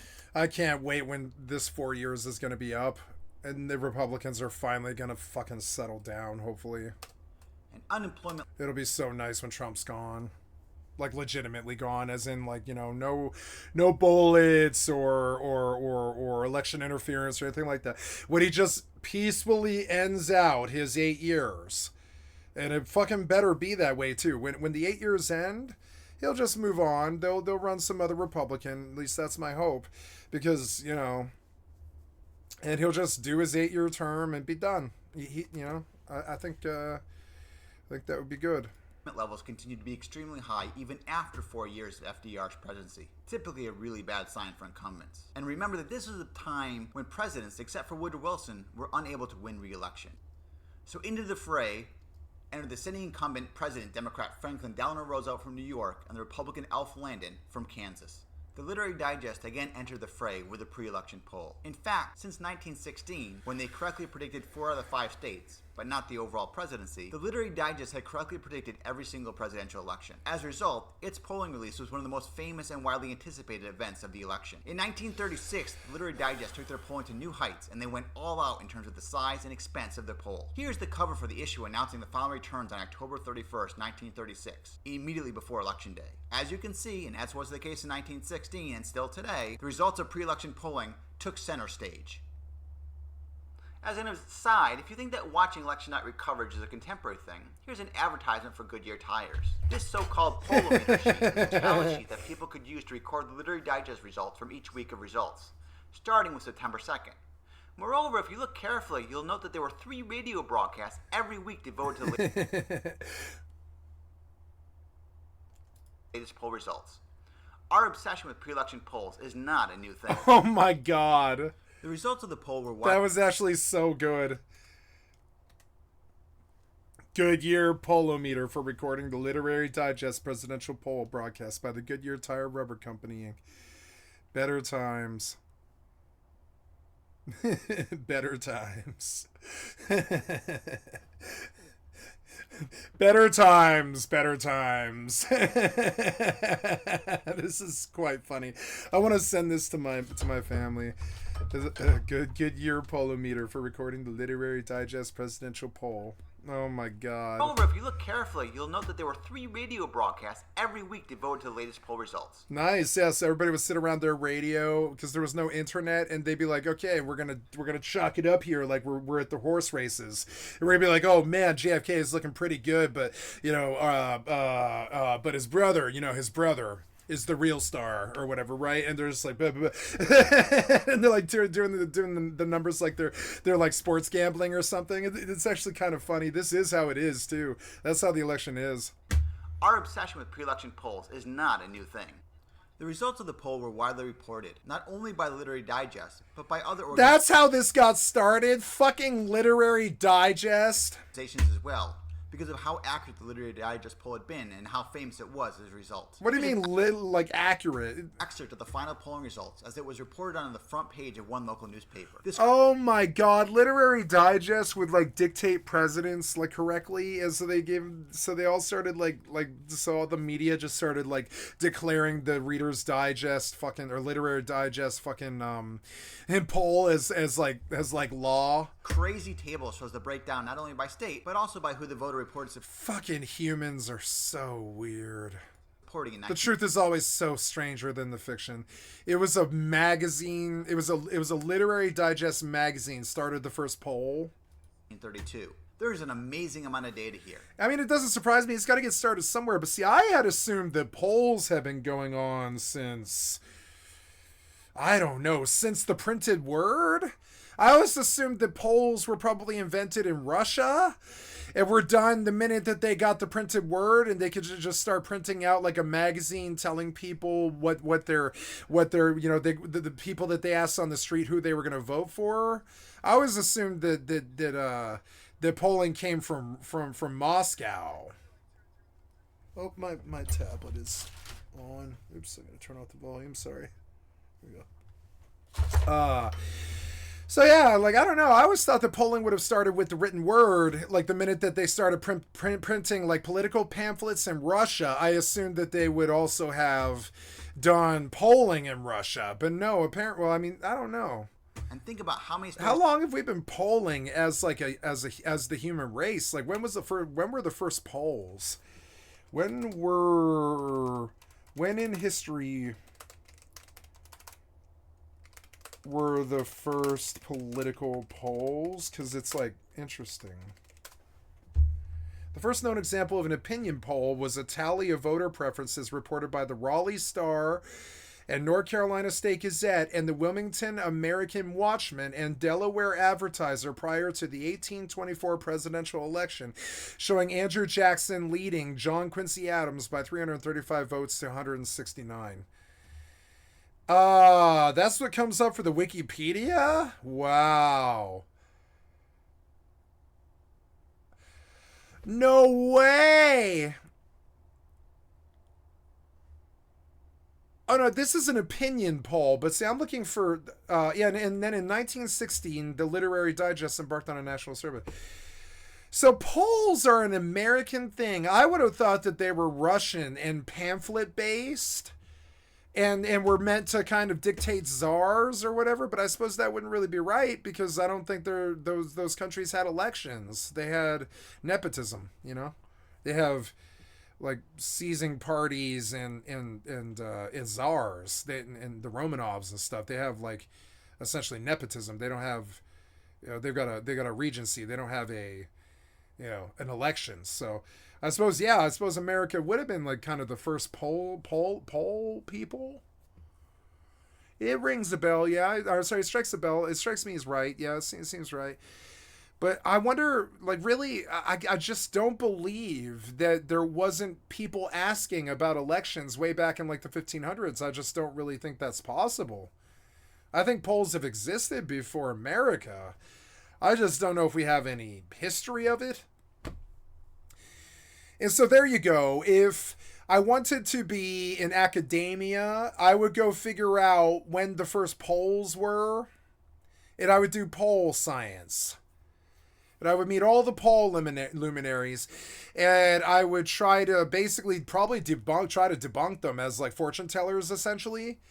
But I don't know if I don't know. It seems to me that like pretty much since we had like the printed word, we probably were polling. I don't see how we wouldn't be if there was elections at all. But I mean, like, I guess we didn't really have like elections of presidents until like the later years of mankind's history. I suppose, what is the history of elections? History of election process. History of election. Right? What is the history of election? I mistyped. Ugh. History of election. No, not dance music. No, election process. The election process. The history of the. Oops. Why am I mistyping so much? History of election process does not exist. So we're going to go look at this. The history of the election process. Let's go look at this. I don't know why I'm playing high school for kids, basically. Because it's like, but I'm scared that they don't get this in the schools. Like, what is the history of elections, right? Early voting in ancient Greece. Yeah, so I think since Greece, we've been polling. I guarantee, since the bazaars and the fucking what's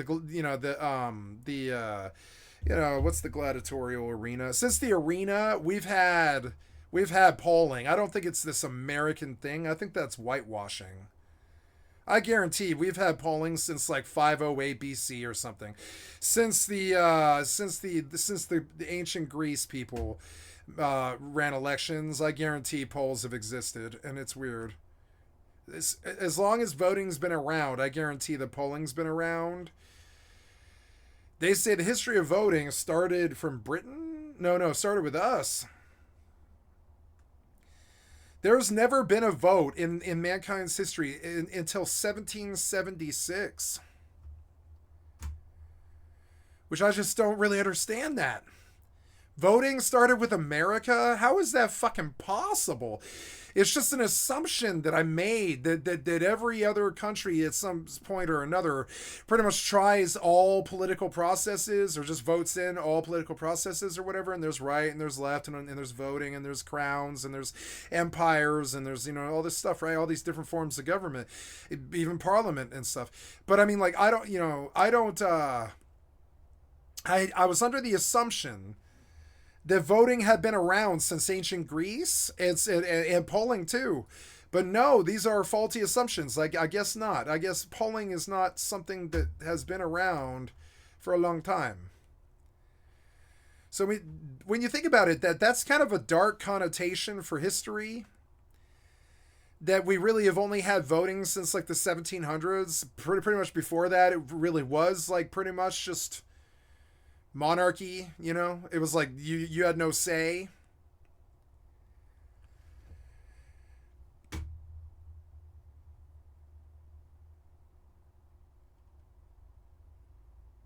I can't believe voting 17th century. We've only been voted. No. Oh yeah, elections.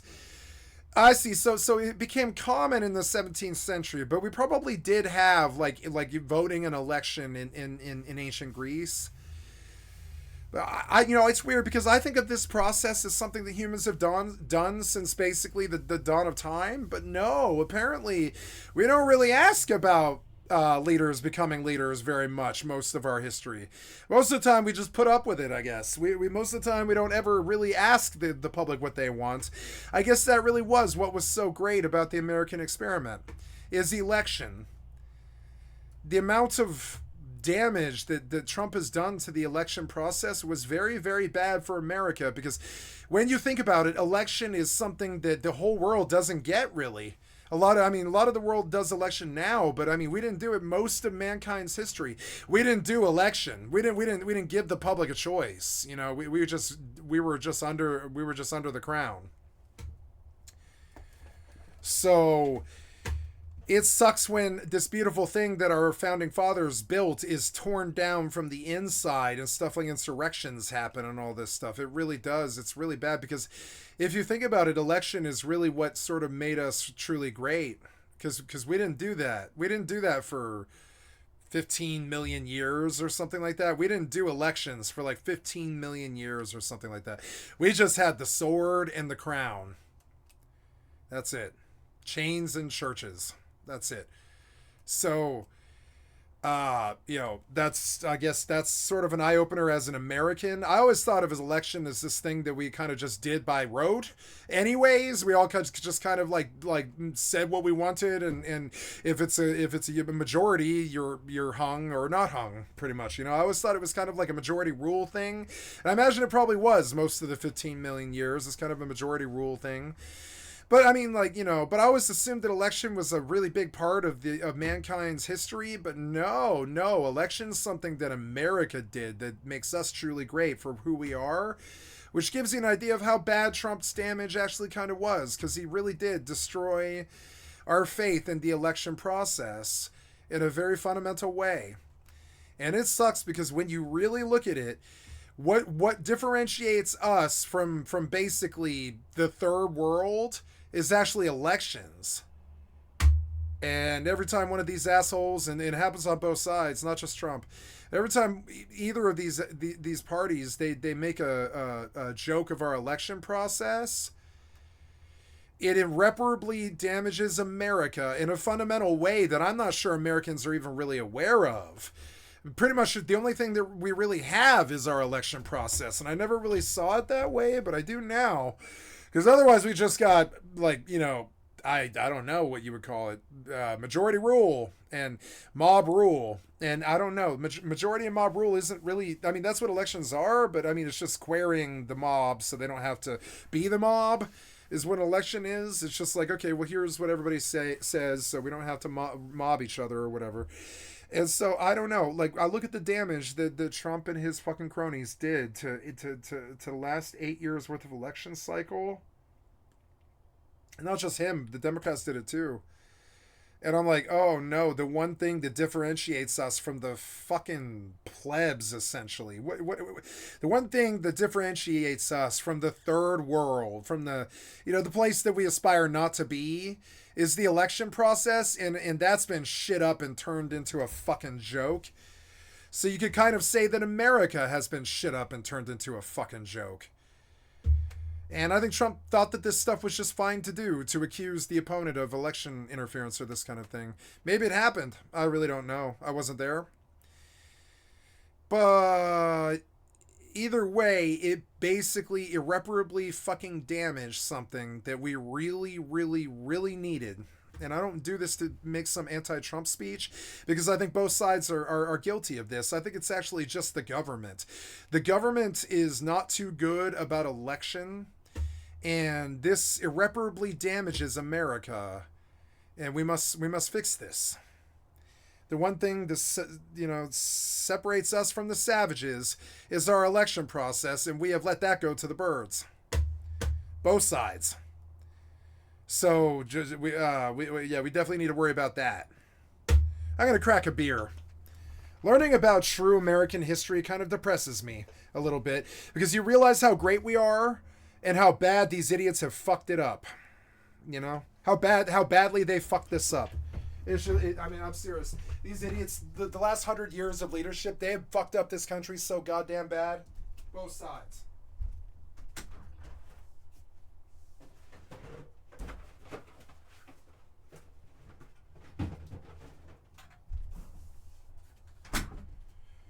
You guys are fuck-ups. You have fucked up this country for, like, ever since JFK's death. You know, it's been 70 odd some years, 80 years. You have fucked up this country since JFK's death. You have turned our election process into a joke.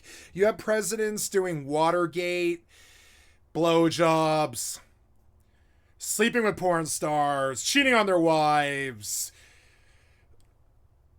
Not that that matters, but the faith that we had in our leadership was shaken. And this leadership, we deserve better than this from both sides. We deserve it from both sides. Much, much better. Like, much better than this. Much better than Trump. Much better than Kamala Harris. Much better than Joe. Much better than Bill Clinton or George Bush repealing our fucking assault weapons ban, or our assault weapons rights.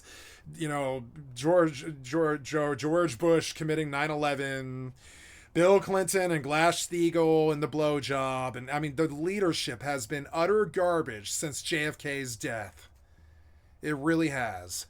And even then, I'm not really sure what JFK actually did beyond die. I don't know if you could say he really did anything except just, gave the country hope. Did he make sweeping changes that made sure that his grandkids were going to see a better world? Don't know about that. Because we aren't. So even these sacrosanct ones that the Democrats love, like JFK and all this, I don't think they're that perfect either. I don't think their leadership was that good either. I know it's easy to criticize them. It's sit on the side and just fire shots at them up there. I know it is. I think about this all the time. But we did deserve better than this. When you look at what happened to the election process since Bush and Kerry or whatever, since then, like, I'm sorry, but that is like you poisoned the one well that differentiates us from the heathens. That can't happen. And I'm going to hate Trump for that. That's a real reason. That's a real thing to hate Trump about, that either side could keep their eyes open to and understand my criticism about. I think there's a lot of things you could yell about that don't really matter. Like, does his personal life fucking matter? No, I don't think so. I don't think it matters. I never have. So I don't bring it up. The only reason I bring it up is because the media brings it up constantly and shakes our faith in our fucking politicians constantly. Like it's helpful. It's not helpful. I don't need to know their fucking personal lives. I actually don't. It's not helpful to me. I need to know what they're doing about the fucking poverty and the problems. I don't care about their personal lives. I never did. I don't care if they sleep with hookers or cheat on their wives. As long as, and it sucks when they sleep with children, but I mean, can I stop them? They're the 1%. They're going to do whatever the fuck they want. They own the lawyers and the fucking politicians and the lobby and the fucking big tobacco and big pharma and shit and all the healthcare in the world. They own the lawyers. What can you do? You can't sue these people for sleeping with children. They own the lawyers. They pay the lawyers their $5 million retainers and shit. They own the lawyers. The 1% own the lawyers. We can't do anything to these people, and the media constantly just shakes our faith in them all the fucking time. That was not helpful either. You guys tear down these fucking politicians all the fucking time. And in all my life, you did this. And to the point now where I'm just cussing at them and yelling at them. Like they're some kind of fucking Hitler or something. They're not. They're politicians. They're just politicians with wives and children, husbands and wives and children. They're just normal human beings. They have problems like everybody else, and they're crooked like everybody else, and they steal like everybody else, and they cheat on their tests like everybody else. Maybe other people don't do that, but a lot of people do. A lot of people cheat on their spouses. A lot of people cheat on tests. A lot of people fucking speed in their cars. A lot of people just don't give a shit about what they do. A lot of people do. So it's like, I don't know. It's sort of weird. Like, so we can't stop the 1%. They have the lawyers. So what do? We can't. We just put up with them. I don't want to hear from the media anymore how corrupt Trump is. I don't really want to hear it. I always knew that. I assure you, sir. I assure you, since I was like 7 years old, I've known how corrupt these pieces of shit are. You dragging their fucking name through the fucking mud constantly across CNN and fucking Fox for like 70 fucking years was not conducive to my faith in my fucking leadership. It just wasn't. I don't want to know if they're sleeping with children. I don't want to know if they're fucking stealing. I don't want to fucking know. Ignorance is fucking bliss. I just need actual fucking leadership. If they give me that, I don't care what they fucking do. It's going to be written to interpret what this means. But I need actual leadership. The kids tranking on the fucking streets and dying, and the homeless hate in this country, and the problems, and the lack of education system, and the lack of fucking healthcare, and the lack of fucking drug availability, and drug costs, and the drug war, and all the stuff that these people did to us with their horrible leadership for like the last 70 fucking years. My faith in the entire process is completely shaken. I know about the personal lives of every goddamn politician for the last 70 years, and I couldn't couldn't give a flying fuck about that, even if they do sleep with children on the Lolita Express like Bill Gates. I don't fucking care. They're still ruining the world. So, like, I don't know what to do. They have the lawyers. I have no idea how to battle the fucking oligarchy. I have no idea. It's not on my fucking mind. I'm gonna get off the history of polling. I'm gonna go to something else that I wanted to do more. Now, we did this enough where I think I kind of covered this, but I did want to say something. My family mentioned that this lady was facing a lot of attacks, and I kind of did make an attack on her here. I said her eyes were blinking a lot of random access eye darting, and all the terrible signs of a liar. And my mother made a point that the fucking entire world bullied this poor woman for like a year. And when I realized that, I go and I say the cruel thing. I go and I fucking ghost the cruel thing that I said about her, because apparently people have been saying that for an entire year, and I don't need to say that.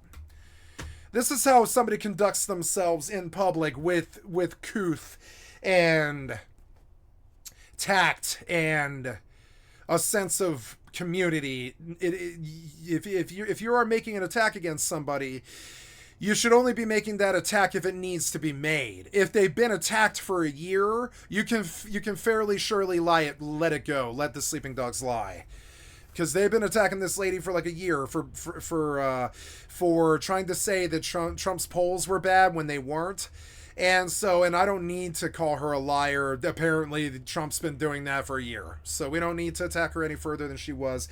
I do want to cover about 5 seconds in this video because I believe it is pertinent to this lady's story and stuff. I believe her to be lying right here. I will say it. I'm sorry. I wrote it out too. I wrote it out and I wrote it on the video, but I do not believe an attack needs to be made against her at all. I need to support her, I think, because she all she was trying to do is try to figure out who's going to be president so people like me can have a warning. This isn't somebody who was trying to sway the election. This was somebody who's trying to warn us like a weatherman. And a lot of the comments on the video are kind of like, this is like suing the weatherman because it didn't rain. It is exactly like that. That's a very, very apt analogy. And this guy got 7,000 fucking likes with that or whatever it was. Or I mean, what did he get? Yeah, 545 likes, 545 likes. I thought it was more. But yeah, very apt metaphor. Excellent. Very apt metaphor. Excellent. I used it.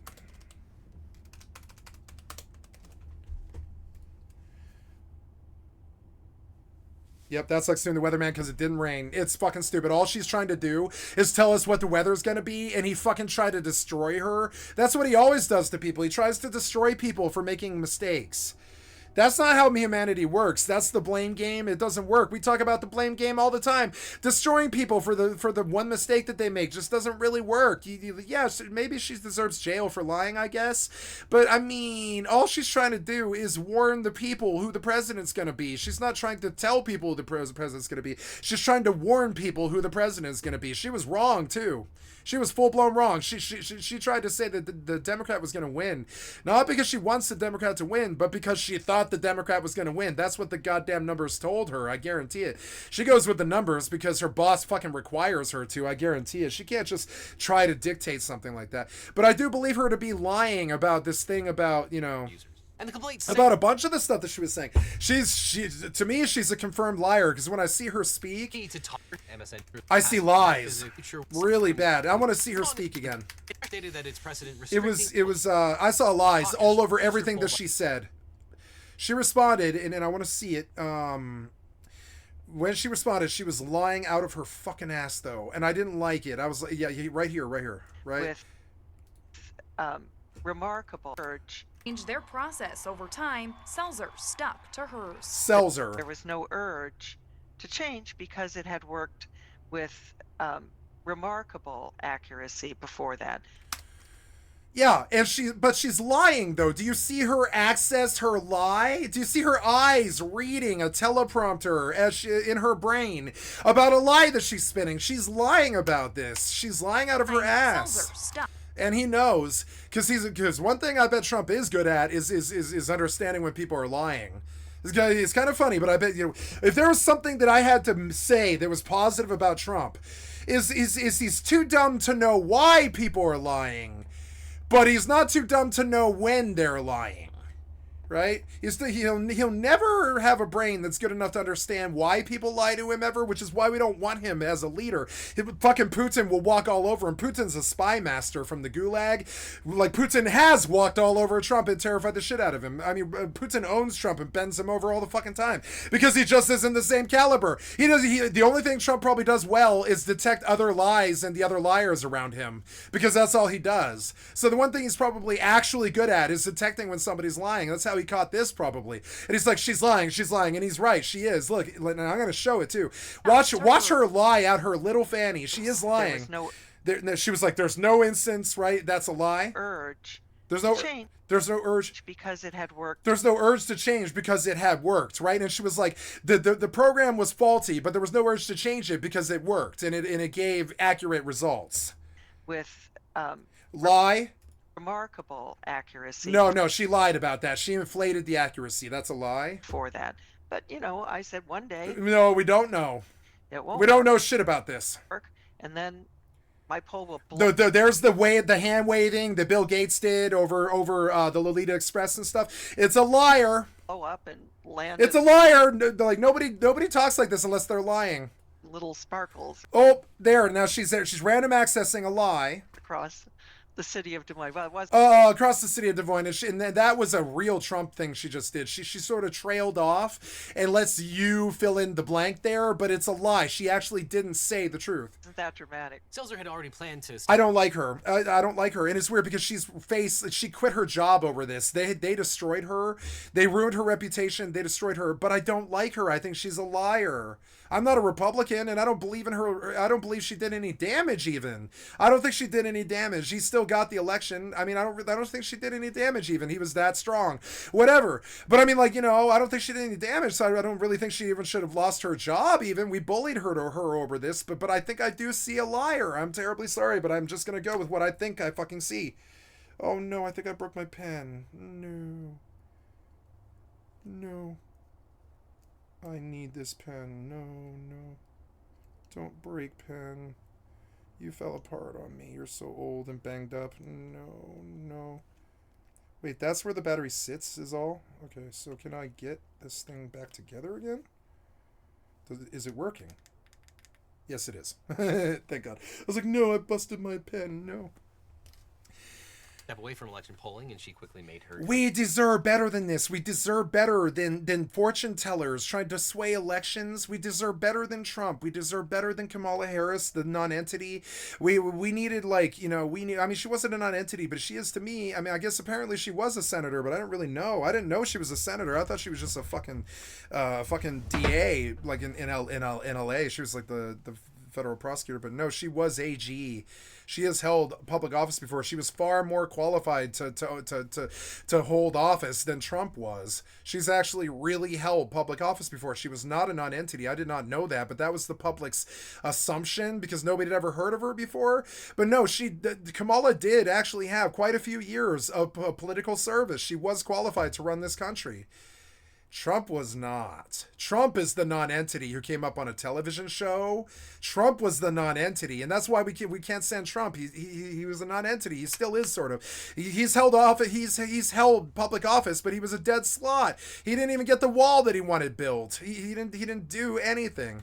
Exit. He gave us money that the Democrats set up. The Democrats fought tooth and nail. Pelosi fought tooth and nail to get PUA, and then Trump got the credit for it. But here's what Seltzer had to say. Like, I mean, we would have fucking killed them, like United Healthcare person, if they didn't give us PUA. Like, we would have like full blown killed them. Maybe it was like that bad. They let COVID descend on us, and they bungled it. And if they didn't help us in the darkest time this country has ever faced, basically, short of World War II or whatever, we would have killed them like the United Healthcare guy, which is another thing that I watched today. I hadn't watched the arrest of this fucking Luigi Mangione guy. And, and people were like tripping out on how the cops treated this guy. But I'm like, nah, this is how cops treat all people. I've been treated like this. Completely out of touch, and it's insult to the intelligence of the the American people. It is an insult to the intelligence of the American people. What you guys do to us, it's an insult to the, I mean, he's right. I can't believe he was actually a political activist. I thought he was just going to be a complete fucking nut. But no, he's got a point about this. You insult our fucking intelligence so much all the time with the bullshit that we're supposed to swallow from this terrible ass leadership. I mean, really, I'm not trying to bring him down. I'm saying we deserve better. I believe in the power of people. I believe in the power of you changing and becoming better. I don't need somebody new. I don't need you to be gone or anything like some insurrection or anything like that or some revolution. I just need you to treat us better. We deserve better than this. The public has never been treated as worse by their government as it is right now. You beat up our black people with your cops. You tax us to death. The inflation is off the fucking hook. The gasoline is $4 a gallon, and you can't seem to get a grip on the fucking price fixing that is destroying this country, from the rent to the gasoline to the education system to the college to the college tuition to everything. Like, the price of everything has become so corrupt that I don't know what to do with you pieces of shit. I don't want something new or some change. I just expect better. I expect mighty things out of this government. This is not it. This is not it. For the final outcome. In terms of that final outcome, check out the numbers. I went to the wrong video. Sorry. So. That's completely out of touch, and it's an insult to the intelligence of the American people. It's lived experience. Yeah, he's right, and he's fucking pissed, and so am I. This bullshit is an insult to the intelligence of the American people. The way you're treating him, the fact that he did what he did, the fact that, you know, all of this stuff is a fucking insult to the fucking American people, and he's angry, and he should be. The United Healthcare stuff is an insult to the American people. The way you treated us for 70 years is an insult to the American people. The way you cap JFK, the way you shoot at Trump, the way, you know, like, God damn it, the way the CIA fucked shit up really bad in a bunch of different ways and stuff, set us up for this drug war. It's just like, come on, man. Like, with friends like you, who needs Nazis? You know what I'm saying? We deserve better than this from the American leadership. I don't want something new. I just need better. It insults the intelligence of the American people, and I'm not trying to fucking like, you know, to like put this guy on a soapbox. He's just right. He's absolutely fucking right. He thought about what he was gonna say, and he said it, and he is right. It's an insult to the intelligence of the American people. Sweeter words have never been spoken. I haven't heard an actual American reality in a long time. Completely out of touch, and it's an insult to the intelligence of the American people. It's lived experience. It is. It's like, it makes me furious. You know what I'm saying? Yeah, like, it makes me furious what you think that we'll swallow. Your fucking bullshit.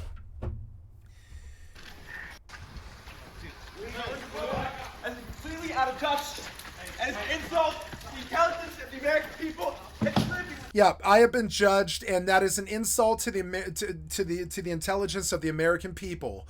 And it is. He needs. It is an insult. It is. He's right. He needs his fucking trial before he's just treated like this. You can't treat him like this, not until he's guilty.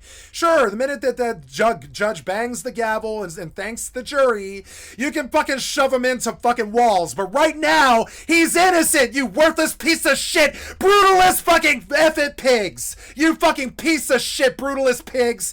He's not guilty yet. That court case has not passed. You can't slam him into walls. He's presumed innocent. You're fucking worse than him. You're worse than him. You are making a mockery of what used to make America great. We can't stand your brutalist piece of shit pig fucking asses. That man has not been fucking convicted of anything at all. You don't touch him, piece of shit, brutalist fucking fascist asshole pig. You don't touch an American until they've been convicted. You don't ever touch an American until they've been convicted. You don't touch my fellow Americans. I'll fucking kill you. You gotta get that conviction first, you fucking pig, fucking bacon smoking, fucking effed ass pig. You gotta get that conviction first. Don't be slamming him into fucking walls in front of me, or I'll fucking slam you into a fucking wall. Fire that fucking pig. Fire him. Fire that fucking pig. Fire him. I want his job. Fire that fucking pig. This motherfucker has not been convicted. He's asshole. He's an asshole. But he hasn't been convicted. You can't be slamming him into fucking walls or you're worse than him. You fucking anti-American piece of shit traitor pig fucker. That's completely out of touch. You can't do this to him. That is a violation of his rights. I want a mistrial. You can't do it. You've already brutalized him. Now you fucking muddied the well. You poisoned the well with your police brutality. I want a mistrial. Jesus Christ, you're already brutalizing him before he gets into prison. What the fuck happened to America? Get the fuck out of here, you pig fucking traitor. I want his job. I want his job. I want his job. I will not watch you brutalize criminals who have not been convicted yet. I will not watch you do that in this country, you pig fucking fascist cocksuckers. And it's an insult to the intelligence. It is an insult to the intelligence of the American people. You can't treat him like this. It's an insult to our intelligence. He's right. The American people, it's a lived experience. Makes me furious. It makes me too furious too. Like, Jesus fucking Christ, you know why he did what he did. I don't know why this pig is slamming him into a fucking wall. You pig fucking fascist fucking brutalist piece of shit. I want your fucking job now. We don't have any leadership in this country, or your job would be gone. We don't have any leadership in this country. We deserve better than this. Last row. You can't bang some fucking prisoner before they've been convicted. You can't do it. You can't touch them. Don't ever touch them. They might be innocent. They might have the wrong guy. Don't touch that fucking asshole before he sees the gavel bang on his fucking case and the judge declares what the jury fucking tells the world. You understand? I don't want you touching him. You're worse than him. That pig is worse than him. That pig's worse than him. What? I mean, the pig is worse than him. The pig's destroying America more than Luigi is. Come on, man. Don't be beating on fucking prisoners who haven't been convicted yet. You're worse than him. You think he's an asshole. So do I. But I mean, I get why he did what he did. Because you shitheads act like this. United Healthcare fucks people out of their goddamn insurance money and stuff like this. Like, but you assholes act like this. It makes me furious. It insults the intelligence of the American people. Sure, you fucking stole all the money in the education system and convinced our kids to be idiots. Yeah, and they raised them on tablets instead of being parents and all the shit that you did to screw up the young generation, right? But like, sure, yeah, that all happened. Yeah, the money's gone. They don't have education. Everybody's stupid. Congratulations. But like, we're not as stupid as you think. We watch you trample our fucking rights like you're some kind of pig fucking SS Nazi Gestapo stormtrooper right in my own country. And I fucking call for your blood, you fucking pig fucking retard. I want your job. I want your fucking job. You can't slam that man against the wall. That's not your job. I want you out of my fucking police force, you fucking pig fucking fascist. Get the fuck out of here. You can't touch that prisoner like that. He has not been convicted. You can't touch him like that. I want your fucking job. I want your job. You can't act like that. He was not even being unruly. He was turning around and yelling. That man was not even resisting you even. Watch. Yeah, this man is not resisting you. He's walking with this woman. He's walking with her. This man is not resisting them in any fucking way or form. He's just yelling at the crowd who's yelling at him, which is what you would do too if you were in that situation. That's all he's doing. And they fucking treated him like he tried to go for one of their guns or something like that. Look at this shit. And it's what America has become, is what they did to me. On this fucking video, I left my message, which was like, let's go look at the fucking comment I left. I was like, I had to ghost my message because it was just far too fucking toxic. I was like, one time they threw me in a paddy wagon for fucking 3 hours with broken ribs over a shoplifting beef, and then they tossed me and bounced me around with the ribs that they broke, and then they threw me around in a paddy wagon for 3 hours. The torture was worse than Guantanamo Bay. I would have preferred Guantanamo Bay over what those fucking pigs did to me. Dude, I'm talking about me. I'm not talking about some friend or something, some hearsay or anything. Just what happened to me makes my blood boil, and I want most of their goddamn jobs. These fucking fascists have destroyed America. They must stop. You haven't convicted this man. He's like your brother. He's your fellow American. You haven't convicted him yet. That's a dude on the street. It's the same thing as you hurting this man is like kicking a bum on the fucking street. It's about as morally good as that. This man has not been convicted. We don't know shit about him. We don't know if it's some plant or some lie or some kind of a political manipulation or anything like that. We don't know shit all about what's going on in this case, and you're slamming him into the wall. I want your fucking jobs, you pig fucking fascist assholes. I can't believe what you've done to my country. While I sit here and watch, it insults the intelligence of the American people. And it's an insult to the intelligence of the American people. It's a lived experience. It makes me furious, I think is what he said. I don't know. It makes me furious. I don't know if that's what he's saying, but I think he's saying it makes me furious, and he smacked the wall. Like man, it makes me furious fucking too. It makes me fucking furious. He almost broke his shoulder to get the point across, I think, because they won't let him move his hands. But he slammed the door with his shoulder, probably broke his shoulder or bruised it very badly, something like that. Because he's so mad at them. He's so mad at this fucking treatment, and I don't blame him. That man has not been convicted. You are worse than the SS Gestapo and shit like that. You're worse than it because you dress up like a sheep. You dress up like a sheep, and you show up, and we pay you good money to protect the interests of that man. And before, during, and after he's been convicted, and you don't get to beat on him before he's fucking convicted. After he's convicted, I don't care. Honestly. After he's been convicted, go do whatever the fuck you want to do to him. But before he's in this door, you don't get to touch him. You're a pig fucking brutalist piece of shit, and you're killing my country. I want your job. But we don't have any leadership, so that'll never happen. That jackass, he'll roll. That jackass is worse than Luigi, and he's gonna roll. About Trump's accusations that she, quote, knew exactly what Okay, she so we're was done doing on this one. We called her a liar, but we didn't leave a fucking, a print record of it. We're going to go back to other funny stuff. We're going to do when Kanye causes chaos at award shows.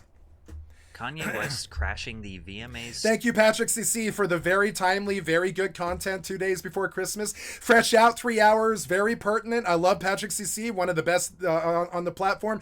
Pulling 2 million. He had like 550 when I first ever found him, and he's at 2 million now, and that's how you know. To the moon, bitch! And I aspire to the same. I don't think I'll ever get it, but to the moon, bitch! I don't care about money. I just want the hits. I want the world to know that I existed and that I'm yelling at that fucking pig fucking asshole. I don't care. I don't care what you think. Fuck that pig fucking asshole. What the fuck was that? That's some of the worst trampling of a fellow American's rights I've seen in so fucking long. Remember, motherfucker, this isn't some immigrant or somebody that you can be racist and piece of shit about, somebody who doesn't have status here. This is a fucking American. You need to treat him like one. You slamming him into a fucking wall before the conviction lands, you're worse than him. You're worse than him. You are worse than him. I consider the pig worse than him for what he did. That sucks, but you banging him against that wall before he's had his due process is far worse than him capping the goddamn, the goddamn HMO effort, The HMO idiot. Like, it's far worse. What that pig just did to that guy's rights is like far worse than what that guy did to that guy's life. I'm dead serious. It is the death of America right in front of you. When the pig is slamming somebody against the fucking wall who hasn't even had a goddamn conviction yet, we've lost America. It's straight full-blown fucking gone. Down that fascist piece of shit Republican fucking sludge hole that is the government. Like from Taylor Swift is one of the most memorable early 2000s pop culture moments. Not to mention it ignited a messy 15-year long... And who puts the gun in his fucking hands, huh? The fuck does that pig need a gun for? There's 50 fucking pigs standing around. Is that guy gonna go Neo and take out 50 pigs? I don't think so. The fuck do you need fucking 50 guns for? You just want to terrify your fellow citizens. There's nothing you could ever say to change my fucking mind about it. You guys brandish those guns and those fucking pig cop uniforms like it's some kind of fucking religion. And all it does is just remind me of Elian Gonzalez and pushing little children with the fully automatics because you like to push the weak around. Long feud between Ye and Taylor. However, because of Yeah, fuck him. I don't like him either. the stage crash, many people... Tay-Tay will take him out. Tay-Tay did take him out. The minute he went against Tay-Tay, he lost like most of his fame. Kanye did this exactly. He shouldn't have gone against Tay-Tay. Nobody goes against Tay-Tay. That's like going against God or something. You just don't. You know. Tay-Tay owns the industry. You can't fuck with Tay-Tay. He was so fucking stupid. Same thing in 2000. He's so stupid. He thinks he's this genius, and he is musically. But when it comes to anything else, he's a goddamn moron. He should have just stayed in the studio. 3 years earlier. Remember when he ran for president? You can't run for president. You diss Tay-Tay. The Tay-Tays sway the vote. I'm sorry, the Swifties sway the vote. We know because it came up in the election cycle process quite a lot. The Swifties sway the vote. You can't diss Tay-Tay and hope to be president. You're that dumb. You can't run for president. You diss Tay-Tay. and it was 10 times. You're stupid. Fucking Kim could have told you too. Kim's smart. Kim knew that the minute that you dissed Tay-Tay, there was no way you were ever going to be president. Kim could have told you, but you're so full of yourself you can't see the fucking forest for the trees or whatever. But even Kim could have told you no one was going to elect you president when you dissed Tay-Tay. The Swifties won't permit it. The Swifties are far more powerful than you. Bow down to the power of the Swifties, and I keep a blank space in my heart for all the Swifties. We'll all be safe and sound soon when the bad Republicans are gone. Crazier and more disrespectful than the 2009 VMAs incident. Today we're... Not everything has to be, cat piss Everdeen. We don't need the world to be cat piss Everdeen. We really don't. We're going to discuss Kanye's We don't want it. We don't need these people destroying the world, most chaotic moments at award shows. If I don't win, the award show loses credibility. It all started at the 2004 VMAs where Kanye... I love the Hunger Games and all that. I've seen it a bunch of times. Most of the girls I date are enamored with the fucking Hunger Games, so I've seen the Hunger Games a lot. Kind of like Twilight. And I don't like Twilight, and I don't like the Hunger Games, and I've never voluntarily put those movies on. And I swear to God, too, I don't like those movies. They're so annoying. But I've seen them all 50 billion times because I sleep with girls who really like fucking Hunger Games and Twilight. And I'm team Edward. No, I don't have a team. With the performance of Jesus. I don't even know what the story is. I can't remember. I'm not a team of anything. I'm not. I would never be a member of any committee except for gamers. That's it. Gaming is my actual political party. I'm dead serious. I'm the gamers. We're the other people on the planet that are affected by the low quality of life so fucking badly. And we're gamers. We know what quality of life means. So we bitch about quality of life all the time. Tell me that I don't. Most of this stream is about bitching about quality of life. Is it not? Walks all fall. So yeah, the quality of life from the leadership hasn't been too good for 70 years. I need you to get better about that. You can get better about it, and I suggest you do. Get better about it. Down and through the wire alongside a full choir. He was I can't have any more dead slots. You know what I'm saying? Kamala, Donald, dead slots. Dead slots. Motherfucking Joe, dead slot. Dead slot. I would say even Clinton was a fucking dead slot. Daddy Bush, Baby Bush, they weren't dead slots because they descended us into 20 years of war and killing 3,000 of our own troops. But I mean, you couldn't say they were dead slots, but did they actually do anything? No. So yeah, they were dead slots except for the wars they started, yeah. And so yeah, we really can't have dead slots going all the way back to Nixon or whatever. We can't have dead slots anymore. We need you guys to actually do something. For 5 different awards this year, but lost in every Of course, because you pissed off Tay-Tay. Tay-Tay runs Hollywood. Category. She herself doesn't do anything but run the music studio and her life or whatever. But but the organization that is Tay-Tay runs Hollywood and music. It's the publishers. They run everything. Context. This guy's very, very anti-Semitic towards them all the time. Ye had just released, but I mean, they're there. His debut album, The College Dropout. After the music industry tried to write him. Why would you name your album College Dropout? Of all the things in Existiana, of all the things that exist, there's a lot of things that exist. There's planets and stars and water and, just so many conceptual things. Look at 21 Pilots. They quoted Ezra Pound or whatever it was. Was it Ezra Pound? I think it was, or whatever it was. Or was it Henry Miller? No, it wasn't Henry Miller. It was Death of a Salesman. Who's Death of a Salesman? That's Henry somebody, isn't it? Who wrote, that's Arthur Miller, isn't it? Arthur, yeah, 21 Pilots is a quote from Arthur Miller. And I think that's so much fucking better than High School Dropout. High School Dropout is such a weird, cringe thing to name an album that you spent at least a year. Knowing him, it's probably only a year.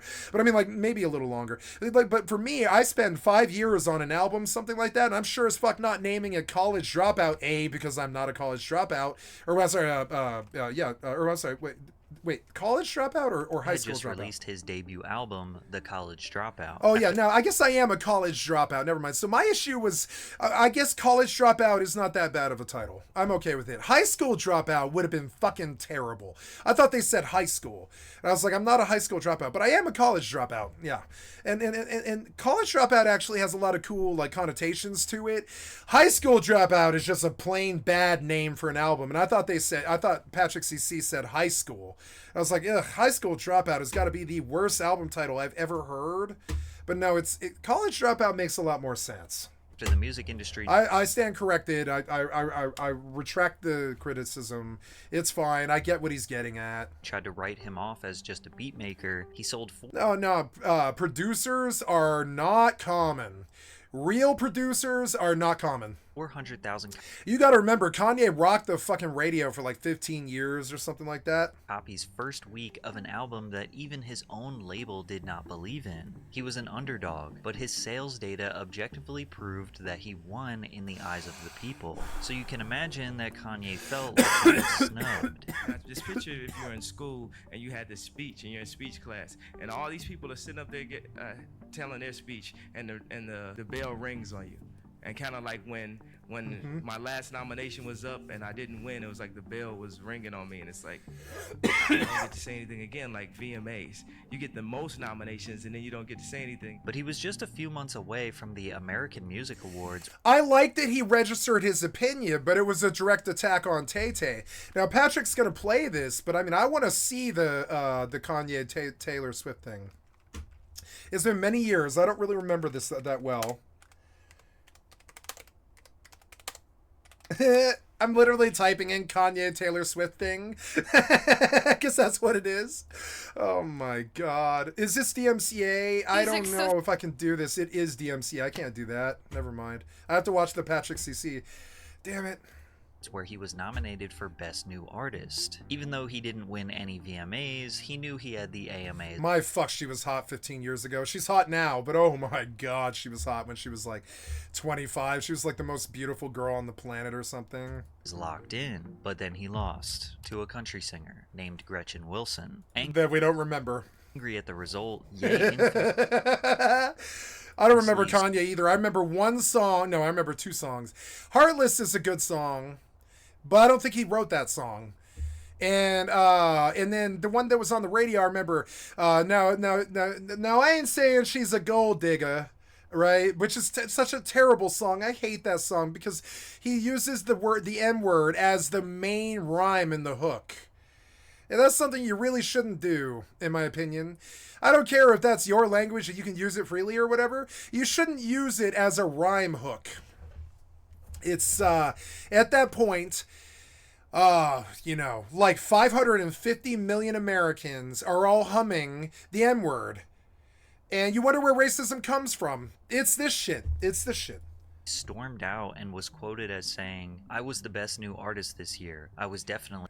Now, I ain't saying she's a gold digger, and I really hated that fucking song because not only was it really male toxic fucking Andrew Tate sexist, but it was also like just sort of patriarchal and shitty, and then on top of it, the hook was the N-word. And I was like, why is Kanye fucking famous? And the song was horrible too. It was like the same 3 horn notes spun backwards. You know? It's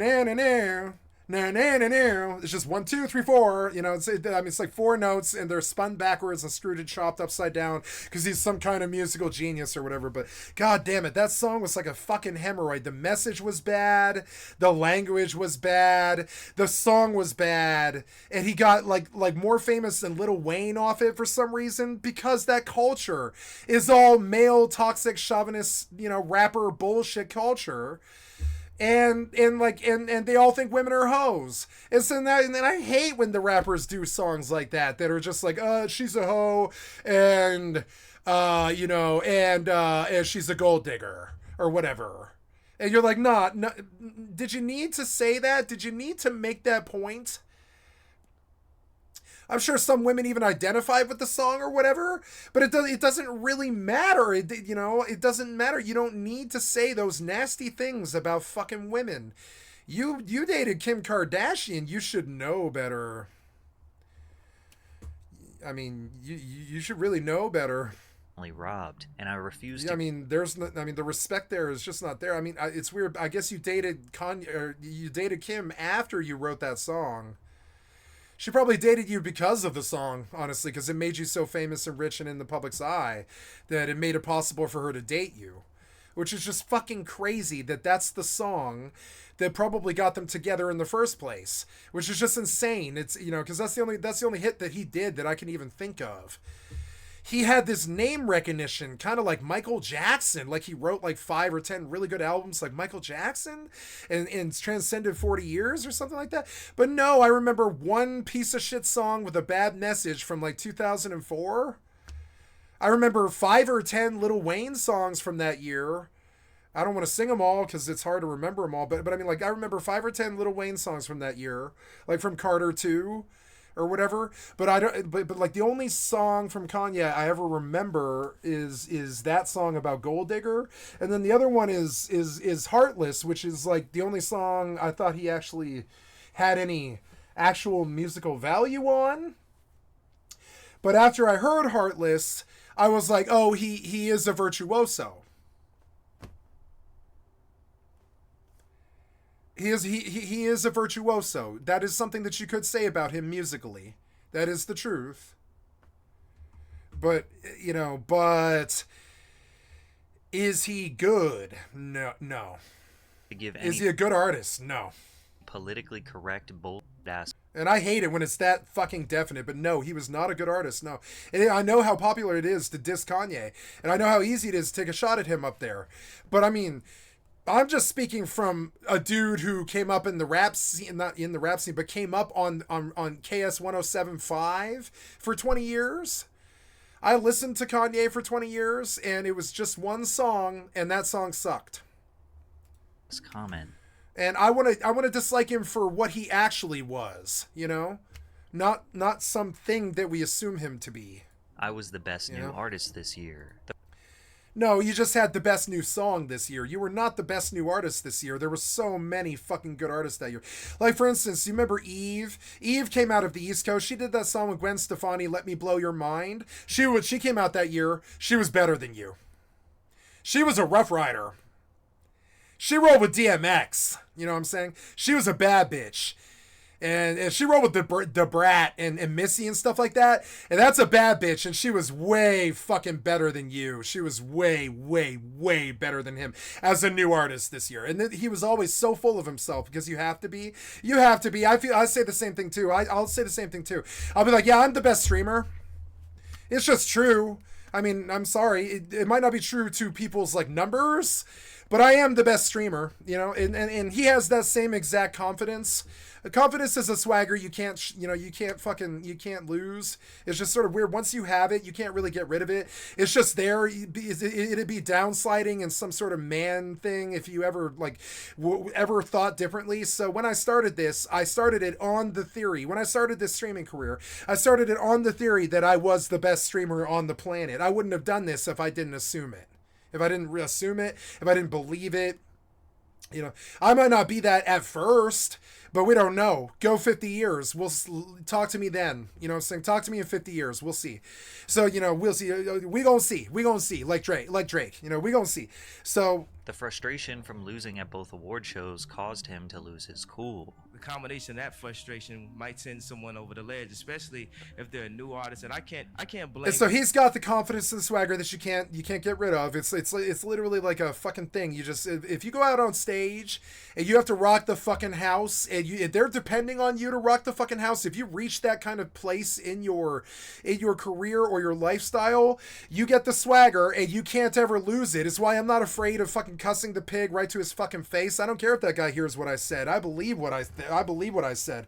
I think he's hurting America more than Luigi. I really do. You can't curb stomp somebody who hasn't even been convicted yet. That makes you worse than Luigi. Luigi had a reason to do what he did. You don't have a reason to hurt Luigi. The way I acted, you know, on just being a new artist, because I was... Don't hurt the Luigi! I like him.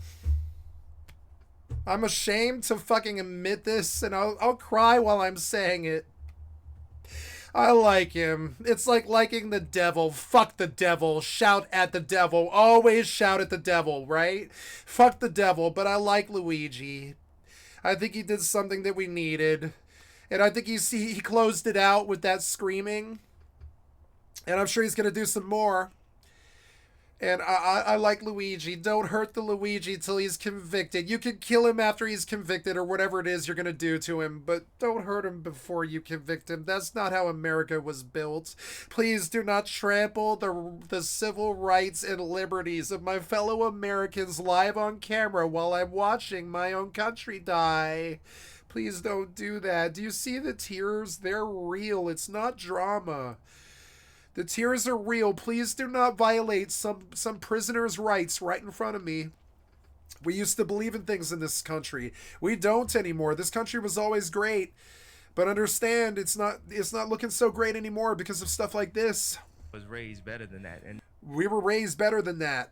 You know, it was very ignorant, and a lot of that Chi-Town, the street mentality. It was. That shit was ignorant. We hated it. It was so ignorant. It was ignorant. Out of me. And calling a lady a gold digger. What the fuck's wrong with you? Like the women aren't half the society. Like women don't fucking birth us. Like women don't give us our aim and our game. Anybody with a real reality would have known. How you wrote that song is beyond me. And it was a bad club banger. It fucking banged for like 10 years and shit. And we just had to hear for 10 years about how Kanye fucking West thinks that all the women in the world are gold diggers. And I hated that song. I hated it. And it's hard, you know. We deserve better. Just like you're saying, we deserve better. He knew it. He does it for the money. Don't do it for the money. It's not a good reason. I'm an artist, so I'm not gonna give you any buts. Nope, he doesn't care what he does. He just did a banger. It was a banger. It played for 10 years. We couldn't get rid of that goddamn hemorrhoid. Like Sublime's 40 ounce, or I'm sorry, Sublime's Smoke Two Joints, you know? Couldn't get rid of that song. I love that song. That's one of my favorite fucking songs of all time, Smoke Two Joints. But they played it way the fuck too much, and they really didn't do justice to Sublime when they did that. Justice to Sublime would have been playing like 2 or 3 songs off of every album that they did, because they fucking they cut to me the greatest albums of all time, essentially. Fucking, you know, self-titled, Robin the Hood, 40 Ounces to Freedom, and my favorite, you know what I'm gonna say, Secondhand Smoke. 4 of the greatest albums of all time. And what did we hear on the fucking radio because of pieces of shit like Kanye West and Clear Channel, right? We heard Smoke Two Joints, their worst song. And Bradley's been on record talking about how that song is a hemorrhoid. That was the language that Bradley used. Well, Bradley was dead.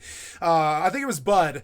Bud was like, Bud, the drummer, he was like, or no, the bassist, I'm sorry. Bud, the bassist, was like, no, that song was like a fucking hemorrhoid. They made us play it so much. We hated that song. It sucked. It was a terrible song. And he was like, I couldn't stand it after 10 years of it on the radio. And he was like, that song is a hemorrhoid. And so that's the problem with the radio. And the radio is a problem because of people like Kanye West who do club bangers ignorantly. They could do good music, you know?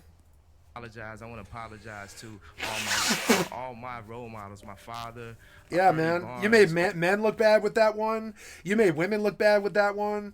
I'm glad that he apologized in the end, because it was kind of an issue that I picked with him for like, I guess if he's willing to apologize, he's cooler than I thought, because I thought he was Andrew Tate to the death of him or whatever, and he was a full-blown piece of shit, and he had let the fucking feces become his heart and his soul like Donald Trump. Oprah Winfrey, Michael Jordan. Grab her by the pussy. You know, I thought he was grab her by the pussy. I really did. Up until 5 minutes ago, I've been laboring under the fucking assumption for 20 years that full-blown Kanye was grab her by the pussy and fucking proud of it, you know? But I'm sorry, I just do not agree with that bullshit. I was raised better. I got my aim and my game from a woman. And I'm just not going to diss her by fucking agreeing with that gold digger fucking club banger bullshit. And trust me, just like Hobson says, Romeo is not hanging out in the club either. So trust me, it's not just the women either, you know? Men aren't too fucking great either, you know? Romeo's not hanging out in the club. All of the black Listening to Kanye. people that had to stand up. At least Denzel let's hope not, you know? Washington, who had to sit in that Grammy seat and take it so many years. That was a complete slap in the face. Yeah, I don't think I can handle that either, and I'm sympathetic to him here. Those old fuddy-duddy fucking dinosaurs that run the fucking industry and shit, they fucking suck. And I don't like, and I don't think I could do the Signless. This is why you can't have me in the same room as a game developer. Not of any of the games that I like, anyways. You can't have me in the same room as probably other musicians because I believe I'm the best musician in the world. I don't think I can be in the same room as other streamers because I think I'm the best streamer in the world. I don't think, I'm not, but I believe these things about myself, just like he does. I do, I really do. But this creates ego issues, just like him. When you really believe that you're the king hot shit motherfucker, when you really do, when it's deep in your motherfucking blood, it's really difficult to sit there for 15 years while they shit on you and run slipshod all over your fucking intellectual property and your ego and your personality. They just walk all over you. They're like, here's what you are. This is the image you're delivering. This is what we say you can be. This is what you can do. This is how much money you can make and all this stuff. He can't stand that shit, and neither can I. It's why I won't work for another human being, and I definitely won't work in any sector because the sector implies that I'm not running it, and I won't do anything if I'm not running it. I'll work with Begon because I believe him to be more intelligent than me. He didn't slam his head into the fucking pavement on a fucking moped. He didn't smoke meth for 17 years. He didn't smoke cigarettes for 35 or something like that. He didn't smoke, hundreds of thousands of pounds of marijuana or whatever it is. I have no fucking idea how much it is. It's just clueless how much it actually is. He didn't destroy his brain willingly, so I trust him to lead me places, But really, if it was ever down to like him telling me to do something, I would be absolutely like, no, I am not your slave. No, so it's just sort of weird. But he doesn't ever do that because he knows that very, very well that I'm the horse that has to come to the water of their own volition. He knows my personality very well. He's a very smart man. So understand, I will let somebody like that I'll roll with them and I'll look out for their interests and stuff like that in a partnership, but I will not fucking let somebody tell me what to do fucking ever. And if the industry ever tries to, they can fucking suck a dick and I'll stop giving them my material. Even at that point, I'll do 25 years of this shit. If they ever fuck with me on my actual personal expression, I can call that pig a pig fucking cocksucker if I want. You understand? I don't care if he's a fellow fucking American. I think he's a pig fucking cocksucker who just took a fellow American's rights and trampled them right the fuck in front of me. And as a law-abiding individual now, I wasn't before, but I am now. As a law-abiding individual who's done his time, I really deplore watching pigs fucking act like pigs and fucking destroy that guy's rights and slam him into a wall far before his conviction. You can't do that. That man has not been convicted yet. He is as innocent as you are, pig. He's just as innocent as you. I take the same issue with you slamming him into the wall as I do with anybody slamming you into a wall. That man is an innocent until proven guilty fellow American whose rights are sacrosanct, that you can't fucking trample him or smash him into a wall. You can't do that for the cameras. You can't do that. I want your job. To Denzel. I want Will Smith's job. I don't want Will Smith to ever work again. You can't walk up to Chris Rock and fucking smack his face in fucking public when other fucking good Americans have faced false assault charges, and faced assault charges and done time over them and shit. You can't show that as an example to other Americans. I don't care if it's your wife being assaulted or not. You can't haul off and fucking suck somebody in the fucking or slap somebody in the fucking face in front of a camera with millions of people watching. You can't do that. That's not the America that we built. I expect greater. I don't want a repeat of Will Smith. To me, that's basically political violence at that point. It kind of was. He had a political belief about his wife's rights and all this stuff, about her ability to have a safe space and all this stuff, right? Whole thing was goddamn political, and he politically violently assaulted Chris Rock. Essentially, it's to me, it's about the same as the beer hall pushed. It's using violence to get what you want. I don't want any of that shit anymore either. I don't want you calling women gold diggers. I don't want you trying to incite insurrections, trying to destroy our election process. It's the only thing that separates us from the heathens. I don't want you selling votes or bribing votes. I don't want you running with Elon. That's the businessmen. Let them run with themselves. They make enough money. They don't need to run our country too. I dislike so many things that are happening, you know? How many times he lost to feel like this is my first year out and I'm going to act a I don't like Andrew Tate. I like Luigi because he said the thing about you're insulting the intelligence of your fellow Americans, and it makes me furious. I like Luigi because of that, not because of what he did, but because he said something as his rights were trampled that made me believe in him, which was that this guy's rights are being trampled. You can see it happening live and in real time as that pig fucking assaults him live in real time and walks with no fucking cuffs on his hands. Chris Rock, Will Smith walked without without bracelets. I didn't walk without bracelets, even though the assault charges were false and they dropped them all. All of them were false. I promise you, they really were. Even though they dropped all of those fucking charges because it was just some piece of shit fucking Denver judge with a problem or something. I don't know what it was. It was some problem. It was just random happenstance, I think. Just a mistake. They made a bunch of mistakes in a row. I don't know what you want to call it. But whatever it is, I hate them for this, but I don't want to kill them. You know what I'm saying? And I really can't have any violence. I don't want any fucking violence. I don't want any insurrections. I don't want you storming into that office or anything like that. I can't have any violence right now. Things are so goddamn scary. I don't need some kind of lightning bolt setting off the powder keg. Food like this, because at the end of the day, as black, because what happens? Instant explosion and we're all dead. You know what I'm saying? I really don't need this. I don't want you hauling off and smacking fucking Chris Rock. Sure, I loved what you did. I'd have died and defend your right to do it. I mean, you can haul off and sock that guy if you want to. It's a free country. You can do that. But the problem is when they haul us off to jail for that, but they don't haul you off for jail for that, Will Smith, and kind of like I'll never view you as a real man ever again unless you do some jail time for your fucking assault the way that I did. And it sucks. You set a bad example for Jaden and all those kids of yours and all that. You set a bad example. You set a horrible example. Black people, just like Kanye in that Gold Digger song. We still are fighting for our respect, and I'm one of the few rappers. Yeah, you're like, and you're rhyming words with the N-word. You're rhyming song. You're like dropping fucking hit songs with the N-word as the fucking hook. You think that really helps black people? I don't know. I don't think it does. I think it helps you to retake the word and use it freely, but I don't know if it helped our kids for them to hear the N-word 50 billion times on the radio for 20 years. I'm not sure that helped our kids. I don't think it helped your kids, Kanye. People can look to and say, look at this guy.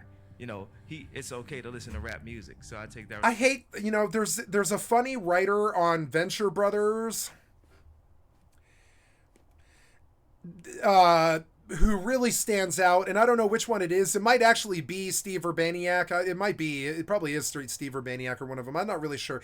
But one of those writers on the Venture Brothers is a super genius. He knows a lot. He has so much emotional intelligence. Like, for instance, there's this hilarious moment where where the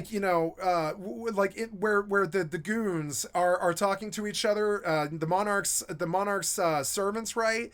And they're like, the monarch's gonna kill you, and he says this verbatim. He's like, the monarch's gonna fucking kill you. What are you talking about? He might make me kill you. And that kind of joke was so good. It's sort of a Simpsons-esque joke, and that's kind of like how I feel. Like at this point, like you almost make me want to put you in jail for some period of time.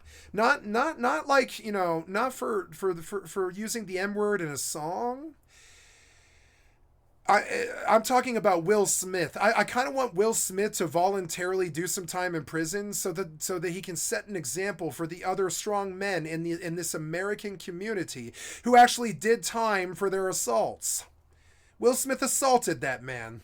I think it's a savage hypocrisy, just like it's a savage hypocrisy, that this guy is talking about his community and how much he cares about them and how bad of an example he set. Yeah, those crocodile tears are pretty fun as you laugh your way to the bank about the Gold Digger song, right? With the Gold Digger money. responsibility. This might be one of the last You talk a good one, but I don't think you believe in any of this. times Ye clearly and concisely explained his feelings and then Yeah, and he like apologized and he was like, look, I can't really take it from the industry for 15 years. I just don't have it in me. That I get. That I do get. I can't take it from the industry either, and I won't. I am positive that they will try sooner or later. Sooner or later, YouTube will try to shut down, and I'll be like, you can't shut down. I have the tens of thousands of videos on your client. You know, I'll sue you if you shut down. Give me my videos then, you know? You know, saying, like, you can't shut down. You built this. Well, you know, like, it's just shit like that, right? So it's kind of funny, and I feel like I'm probably going to be more at odds with them than I am going to be in sync with them. I don't think I'm going to take a lot of sponsors, and I don't think I'm going to take a lot of their money. I want my money to come from you guys. I don't want my money to come from advertisers, and I'll tell you why. Because advertisers make it possible for people like Will Smith to step after they assault somebody in public in front of 150 million people. I don't want them corrupting my life. apologized. They have so much power and sway in the industry, they can prevent the cops from hauling Will Smith off for assaulting somebody. If anybody else in that fucking room had taken a swing at any other celebrity for any other reason, they would have been hauled out by security, they would have spent like a week in jail, and they would have faced an assault charge. But because the fucking publishers run the industry into the ground, and we have no leadership, and everything sucks, and he battles his demons like I battle mine and all this, we have no control over our artwork or our art form, or our art form. Should say that 5 times fast. Or our art form, or our art form, or our art form, or our art form, or our art form, right? If we don't have control of our art form, or our art form, or our art form, for his behavior, or our art form, right? Then what do we have? If we don't control our art form, then what do we have? And he banged his head against this for 15 years. I watched him do it. He you know, and I get it, but I mean, you did make the Gold Digger song, though. You did make the Gold Digger song, though. We can't forgive you. because this wasn't even close to as bad as it. You rode on the backs of women's reputation into fame and richness and glory. You walked on the back of women's reputation all the way to the bank. And no, I'm never really going to like you. And until Will Smith spends at least like a night in jail, I'm never going to respect Will Smith ever again either. I'm never going to watch a single movie he ever does. I mean, like, spoken by somebody who's faced assault charges before, watching the joke that the world considered Will Smith's fucking actual assault to be really opened my eyes to the savage hypocrisy of the oligarchy, that they are freely able to just assault somebody right there on Fifth Avenue and they'll still become president, you know?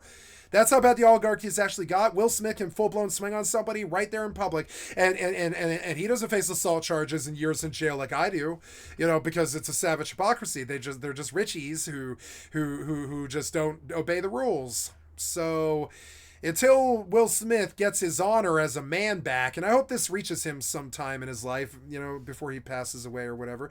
I think Will Smith needs to get his honor back, and I think he needs to. I think he needs to face a night in jail. I don't know how he would get that. I don't think he can. I don't think they'll put him in jail if he's not, you know, there for a reason. So I don't know what he can do to get his honor back, but he definitely shouldn't have fucking swung in front of all those kids. He shouldn't have swung on him in front of all those kids. I know, because I spent all of my life like peaceful little sweet Bapu trying to be Mahatma Gandhi. And so to those of us who faced false assault charges and still walked the path of Gandhi and never did swing violently on anybody ever, it is a huge slap in the fucking face how much bullshit I did over assault charges and how little Will Smith actually faced. It was insane. Did Will Smith face charges? No. We're gonna go see. Did Will Smith face charges? No. Was it assault? Yeah, it's assault. Yeah, it's assault. Yeah.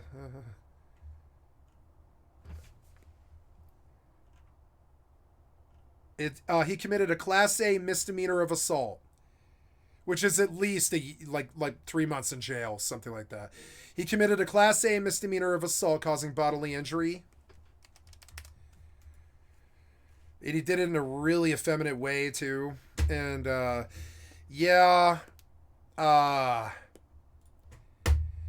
Yeah, I kind of want you to face your time for that. I want you to face your 3 months in jail for the Class A misdemeanor, Will Smith, or I'll never consider you a man again. Anytime that I ever bring you up to my friends, movies like Hitch or, Men in Black, I'll be like, unfortunately, Will Smith was a worthless piece of shit human being. That's how I'm going to close that legacy when I speak of Will Smith. And that sucks. And why? Because he committed a Class A misdemeanor and he didn't face a judge. I don't need him to go to jail. I'm not talking about that. I'm talking about it's a savage hypocrisy when the lower and the middle class have to go to jail when they commit assaults and the upper class doesn't. And you were the premier example of the oligarchy taking over and destroying this world, Will Smith. And if you want your honor back, you'll submit to a judge, fess up to a Class A misdemeanor, and redeem yourself in the eyes of the law as I did. Or you're not a real man. And it's not my business to challenge Will Smith. I'm talking about in the book of Skycatlive. Will Smith will always be besmirched as a terrible fucking man. I'm terribly sorry, but, you assaulted somebody in public. I've never even been that bad. I've been a kingpin before, but I'm not as bad as Will Smith. I've never taken violence to do something political.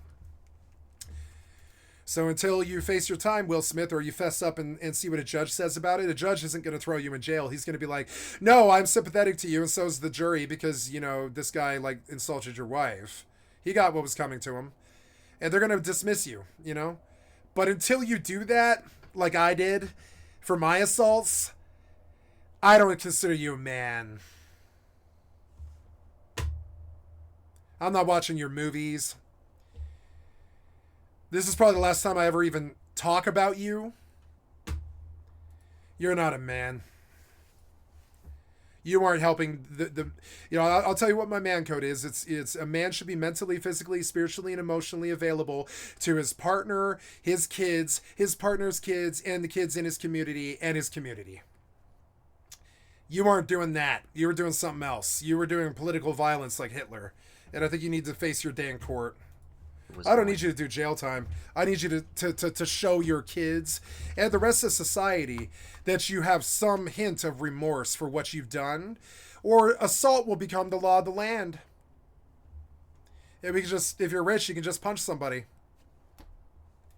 To get. From there, Ye attended the 47th annual Grammys. Tell me where I'm he was wrong. Nominated in 10 different categories. This time, he won 3 different awards: Best R&B. Do I want him to face jail time? No, he's Will Smith. He's a national treasure. I need him to face a day in court. You committed assault, a Class A misdemeanor assault in public, and the public just let you skate. No cops came. I don't really understand that. So many people probably called 911. How did a cop not come and put the bracelets on you for 5 minutes? I don't really understand that.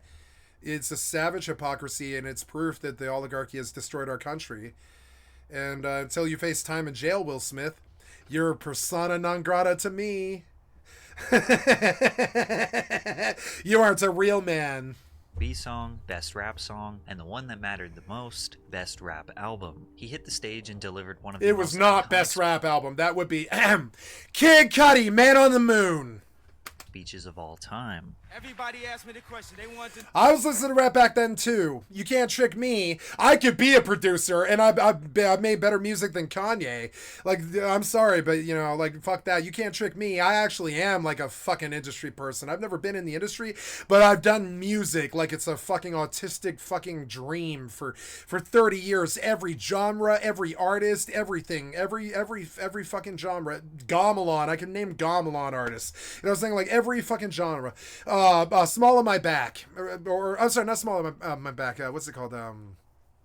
Trans-Pacifica is a really fucking good gamelan band. You know what I'm saying? I am good at music. It's one of the things I do brag at being good at. You know, and I'm sorry. You know, you just weren't that good. No. What? You had like one hit song that was incredibly sexist, and I don't understand how you got all of this fucking clout. How did you get all of this hype? I don't remember another song. Heartless wasn't even on the radio, was it? I guess it was probably for a couple of weeks, yeah. I know he's gonna wild out and he's gonna do something crazy. Yeah, I knew I was gonna do something crazy. I'm crazy like him. Yeah, he's got opposition authority defiance disorder.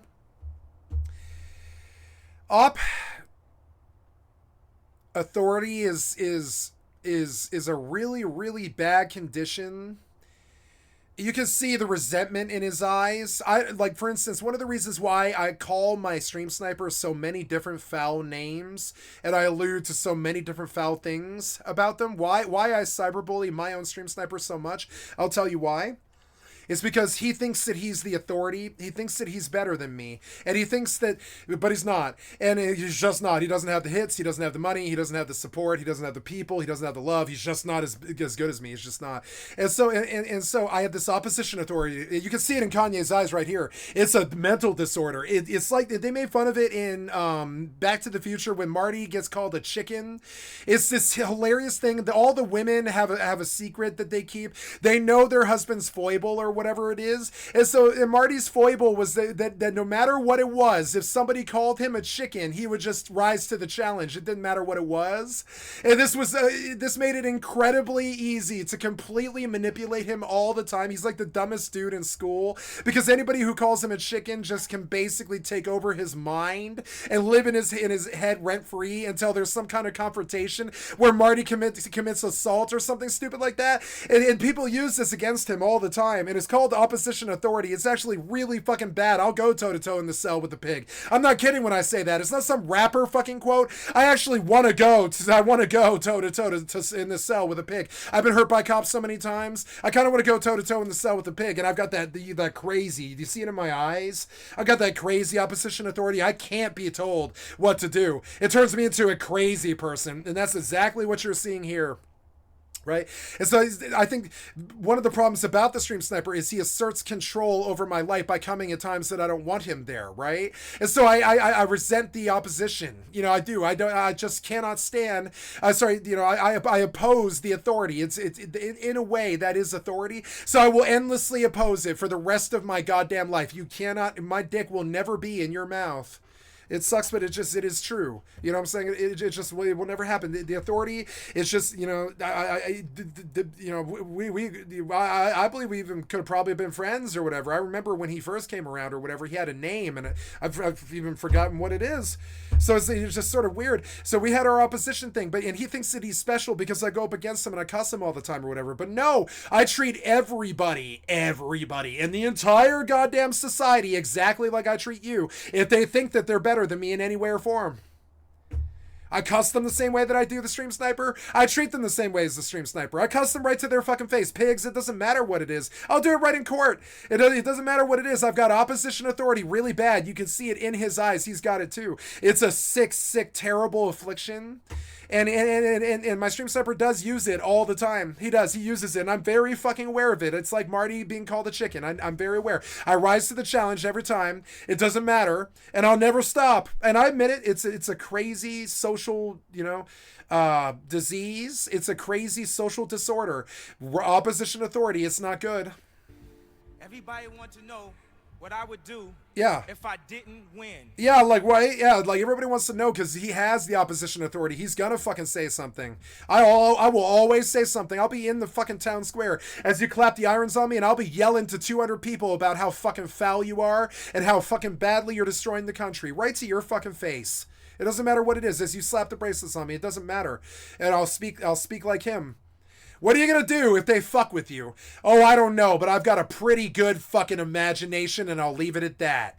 You know, what are you going to do if they ever fuck with you over your job or whatever? I don't know, but I have a pretty good imagination, and I'll leave it at that.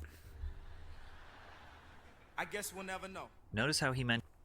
I guess we'll never know. Yeah, he doesn't need to say. I don't need to tell you. I don't need to. That people knew. I don't need to make threats. Nobody needs to know. Nobody ever needs to read my books. Nobody ever needs to read my poetry. I mean, poetry books of mine and lyrical books of mine have been stolen by women. But I mean, but nobody needs anything of mine. I don't think, I have opposition authority with the entire fucking world. I don't care. I actually kind of resented the idea of making these videos in the first place because I was like, oh no, then humanity gets something from me. I don't want that. You know, I don't want humanity to get anything from me. Gonna wild out. I oppose their authority. They fucked with me my entire known life and hurt me in every way that I can possibly conceive of. So no, I don't really like them, and I don't want to roll with them. I don't like the Democrats. I don't like the Republicans. I don't like them. One prior incident. They're the authority. I fucking hate them. Anybody who rolls with them, fuck them. And he already developed Republicans and Democrats, they're the authority. Fuck them. Can't stand them. Both of them. Can't stand them. Both worthless. Fuck them. They're the authority. They're the worthless pieces of shit who brought us to here. a reputation for being boisterous and unpredictable. You could call it boisterous, but it's the truth. You know what I'm saying? It is the truth. I am speaking truth to my fucking truth. Absolutely. Almost like it was already a part of his brand. So when NBC... Yeah, that's been a part of my brand since I was a punk singer when I was 13 years old. I don't give a fuck what you think. The media wins when it's underneath the skin of every single man on earth. I wrote that when I was 13 years old. I was like, the media wins when it's under the skin of every man on earth. That's a really good fucking quote from a punk song I wrote called,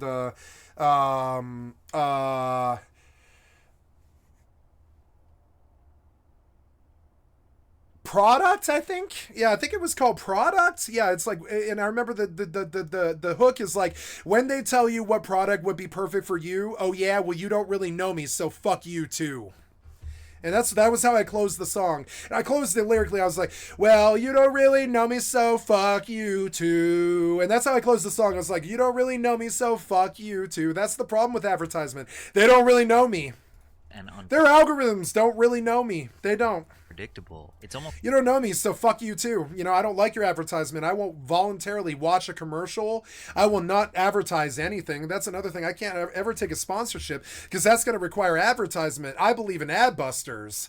I came up in the ad busters fucking era where we really actively fucking hated the fucking advertisement agencies at Clear Channel, you know? If you know who Clear Channel is, you really hate the fucking advertisers, trust me. Almost like it was... That's iHeartRadio. You guys might know them as iHeartRadio. I've been dealing with that demon since I was 13 years old. iHeartRadio. That's Clear Channel. Clear Channel tells us what we listen to, what lyrics are acceptable, what message is acceptable, what music can be played on the radio, what music can't be. Clear Channel / iHeartRadio is one of the worst things that ever happened to mankind. And I want to kill them. Not literally, quite literally. No, not Minecraft or anything like that. I'm talking about I want to kill the entity that is iHeartRadio and remove their negative influence upon the music industry. And I want to make it possible for musicians to make music again without starving to death. I know that you think that just sounds like a bunch of lazy fucking communist artists, commie artists lying around in a commune or something like that, and often it is. But that's how we get music. That's how we got Tool. I know you don't want to believe it, but how do we get Tool? The garage. You know, we got Tool because of the garage, right? And it's really quite a shame that these bands have to live in their garage. It's kind of sad. You know, they're our best living resource. Our artists, short of the children, they're our best, you know, living resource. And, you know, and the way we treat them, like the teachers, is garbage. Another example of the leadership sucking dick really bad for a long time. Let's go back to Kanye. It's a lot more fun. Already a part of his brand. So when NBC thought it would be a good idea to... Yeah, you can see that opposition authority in his eyes. He's not there to be told what to do. I'm not either, motherfucker. I won't take the chain. I will not be told what to do by an abuser or anybody else. Not my father, not the government, not my stream sniper, nobody. I will not take fucking shit from anybody. I'll die first, you understand? Right there with the rifle in my face. I will die first before I will capitulate. That's not happening. Kanye go on television to speak about the Hurricane Katrina tragedy and try to encourage people to donate money for families in need. It backfired. Backfire. No, you diss Tay-Tay. This isn't it. You diss Tay-Tay. It was that. You shouldn't have dissed Tay-Tay. You can't diss Tay-Tay. Tay-Tay would want me to observe the Tay-Tay law. The Tay-Tay laws, you don't diss the Tay-Tay. Not in 2005. Or 8 or 10 or whatever the fuck it was. You don't diss Tay-Tay during the aughts. You diss Tay-Tay, you're done. About black people. This broadcast was being viewed by... It's not about black people. It's not about Jewish people or all the weird Nazi bullshit that you were saying. Your weird Nazi bullshit that nobody likes, like Elon Musk. You know, nobody understands when these weird Nazis open up their mouths. You know, but it's not black people. It's not that you're rich. It's not that you're on a pedestal or anything like that. You diss Tay-Tay. By millions. Never diss the popular white girl. This goes to gender politics, right? Never diss the most popular white girl. Just don't do that, right? Because how does social scenes work? It's the jocks and the preps are socially at the top of the ladder because they have the most money and the most beauty because they have the least amount of problems. Their women are the most beautiful because they can spend all their money on beauty products and getting tanned at the beach and shit like this because they're the one percenters. So, you know, and that's how it's always been. Even in the crappy inner city ghetto schools, it's still like that. And so who runs that crowd? It's the rich white girl who's popular. You can't fuck with that girl. This is really good advice to the high school age kids in my fucking stream. Trust me. You don't fuck with that girl. You don't block her. You don't fucking piss her off. You don't cheat on her. You don't fucking talk shit about her in public. You don't ever fucking piss her off or your life is over. And that's what you did. You fucked with Tay-Tay. You fucked with the popular white girl and she swayed the entire world and got them to hate you. It goes to stuff that you should have known since high school. I don't diss the popular white girl. I'm a better rapper than you. You're an idiot. Plus, I can flow a lot faster than him. So, but anyways, you know, like, people around the world. Anyways, you know, I can speed dom with the greats. You know, I can speed dom with the greats. I can do speed dom with Tech9. No problem. This guy, he's not Twista. He was not a good rapper. He was not a Twista. You know, I can definitely flow faster than this guy. I absolutely can. Even in the raps, on the rap scale, do I have any money like him? No, because I'm not a fucking rapper. I would never be a rapper. You want to know why? I'm white. Right? I really respect Michael Wayne Atha, that's Yellow Wolf, because he goes out on stage in front of a bunch of black people, but he's white. And yeah, you have to understand the sheer gall and the sheer strength of soul that you must have to do this. And Ritz has it, and you know, Yellow Wolf has it, and fucking Eminem. All my favorite rappers are white. It sucks. It sucks. It just happens. And they're also country most of the time, or Detroit, one or the other. And it sucks. All my favorite rappers are white, even though I know more about black rap than I do white rap, which is kind of funny. I don't know anything about crap, which is what I call country rap. I don't know anything about crap. I don't know Paul Wall, and I don't care. I don't know what's this? It's getting hot in here. I don't know my Nelly. I don't care about Nelly, although I like Nelly. I like his music. But I don't care about crap, which is country rap. You know, I don't care. I don't care about crap. I don't. So, but my favorite rapper of all time is Yellow Wolf, who is a crap artist, and not because he's a crap artist, but because he's a country rap artist. He's a crap artist. You know, and that's okay. You know, he would say the same. It's Slumerican. It's appealing to the slum.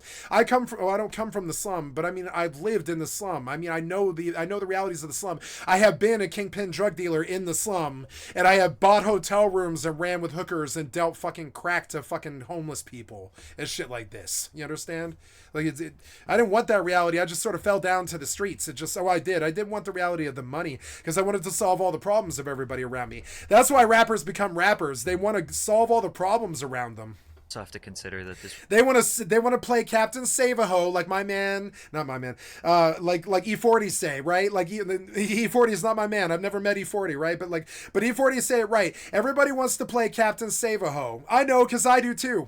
I love playing Captain Save-A-Ho. You go into the fucking ghetto, you find some girl that's worth fucking $3 billion in gold or something like that, and just how awesome she is, and how much she'll love you and treat you well and be with you and everything like that. For me, that's cloud candy. But for everybody else, it might be somebody else. I don't know, whatever. So you know, and I want to play Captain, and she was never a hoe, but I mean, but I want to play Captain Save-A-Ho. I'm going to go into the lower class. I want to find my wonderful June Robbins or June Cleaver or whatever, and I want to save her. You know, and that sucks. And every rapper's got that dream too. They come into lower class with their, you know, I roll up, shorty, I roll up.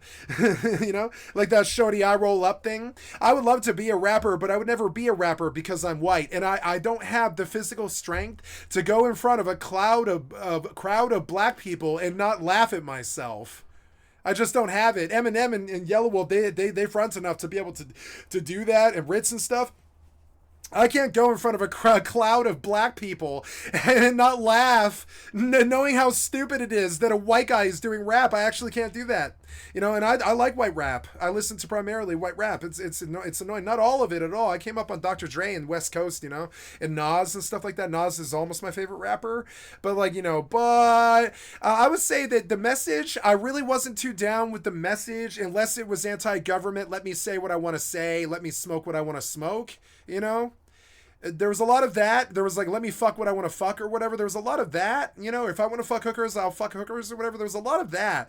But you know, but I didn't like the anti-woman message, the keep women down message, the women are hoes message. It just, And that's why I couldn't ever go out on a stage with a message that didn't make me sound like a punker. And punkers can't do rap. We've tried before. Punkers can't really do rap. It's really hard to do. It's really hard to actually put the message in rap unless you're talking about the ghetto. This was a time where rappers... Like, I wish I could play Grandmaster Flash's The Message right now, because that, to me, is the best rap song, because it's the only one with a message. All the rest of rap's message is goddamn garbage. It's bougie bullshit about spending money at the club and money and hoes. I'm sorry, but that, like, I'm sorry. Maybe that's your gang reality or whatever, but that's not how the world works. Not mainstream media. That's not how the entire world works at all. Gangs and hoes and money? No, the world is much more faceted than that. Coverage. They didn't get invited on the news to express their opinions about anything. Kanye was considered a more brand-friendly rapper. What? Kanye is not brand-friendly. What the fuck are you talking about? Because he dressed in You know how many N-words he uses per song? It's like 47 or something. He is not brand friendly. They like him because he dominated KS 107.5 radio space on the rap channels. Yeah, with his crappy club bangers, but I don't think you could call him... polo shirts and form-fitting clothes, and his music wasn't violent nor overly misogynistic. The Gold Digger song wasn't overly misogynistic?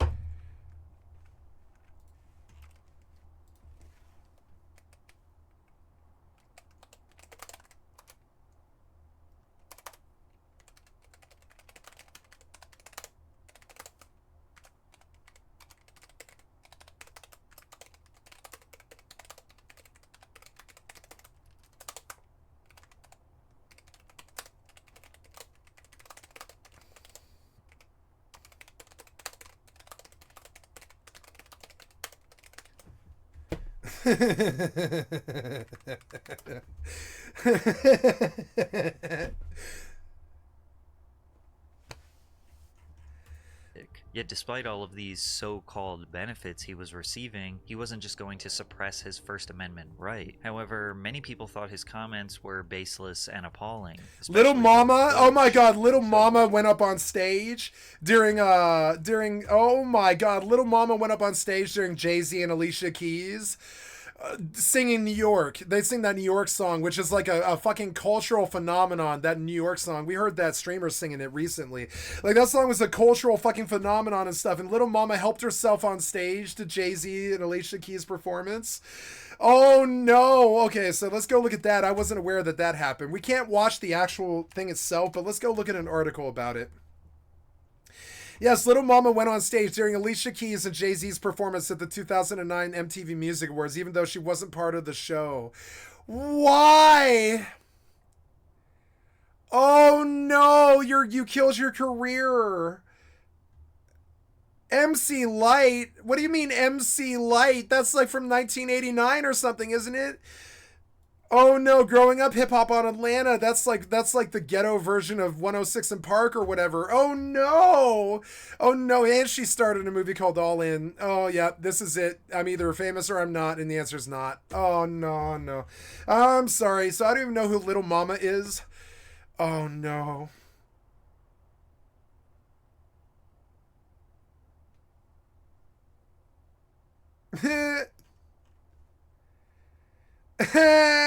Let's listen to this. I think I can listen to this. This is a podcast. Where would you say the downfall was? Was it like that Jay-Z incident? Little Mama went on stage during the New York State of Mind. Are you fucking serious? That's like violating the national anthem. What are you talking about? You can't stand up and start screaming and go on stage during the national anthem. What are you doing? That's like the most popular song in rap history. You can't fucking violate that song. What are you doing? It's a party foul. It's a party foul. I'll prove to you that I've been a rapper. I know what a party foul is. A party foul is when you fucking fuck up the party. You can't fuck up the party. You can't disturb New York State of Mind when it's top of the charts. You can't do that. That's like fucking standing up during the fucking the national anthem and firing off a flare gun. You can't do that. You're gonna get canceled. What was it done? What are you talking about? That song was so immensely popular. You couldn't have touched it without ruining your career. You should have known it when you thought to do it. It's not your moment. It's not your moment. You didn't write that song. You have nothing to do with it. You're a fucking biter. What the fuck are you doing? It's like the fake it to make it crowd took over.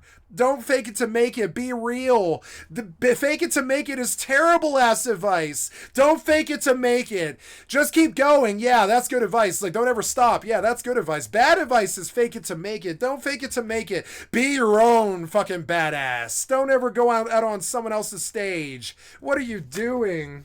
You think? When you mean like a downfall in my life? Yeah, it was a downfall in your life, and now you look like a methed out person. The career, like now you look methed out. Where did it go downhill? Do you think? Yeah. Oh, she looking methed out. Meth. Oh. Yeah, she's looking like meth. A little bit of black, a little bit of meth. She got drawn in by what's her name? Yeah, on the radio channel. She listens to too much radio. And radio went through a whole chasing the dragon black tar meth thing. Right about the time that Melanie Martinez took over the radio. With Dollhouse and all that stuff, right around the time of Melanie Martinez, there was about a 5-year period there from about 2016 until 2020, or well, no, it was like 2017 until 2022, something like that, where it was like really popular to be strung out on goddamn heroin in the club. And you can see it. She's a product of that. You can see it. Melanie Martinez brought all that shit in. And stuff like I gotta stay high all the time, like Tove Lo and Melanie Martinez. When the Tove Lo, Melanie Martinez era and The Weeknd hit, when The Weeknd hit with Tove Lo and Melanie Martinez on the rap channels, all these women became junkies. My career went downhill when you started doing drugs, right around Melanie Martinez. Just say it.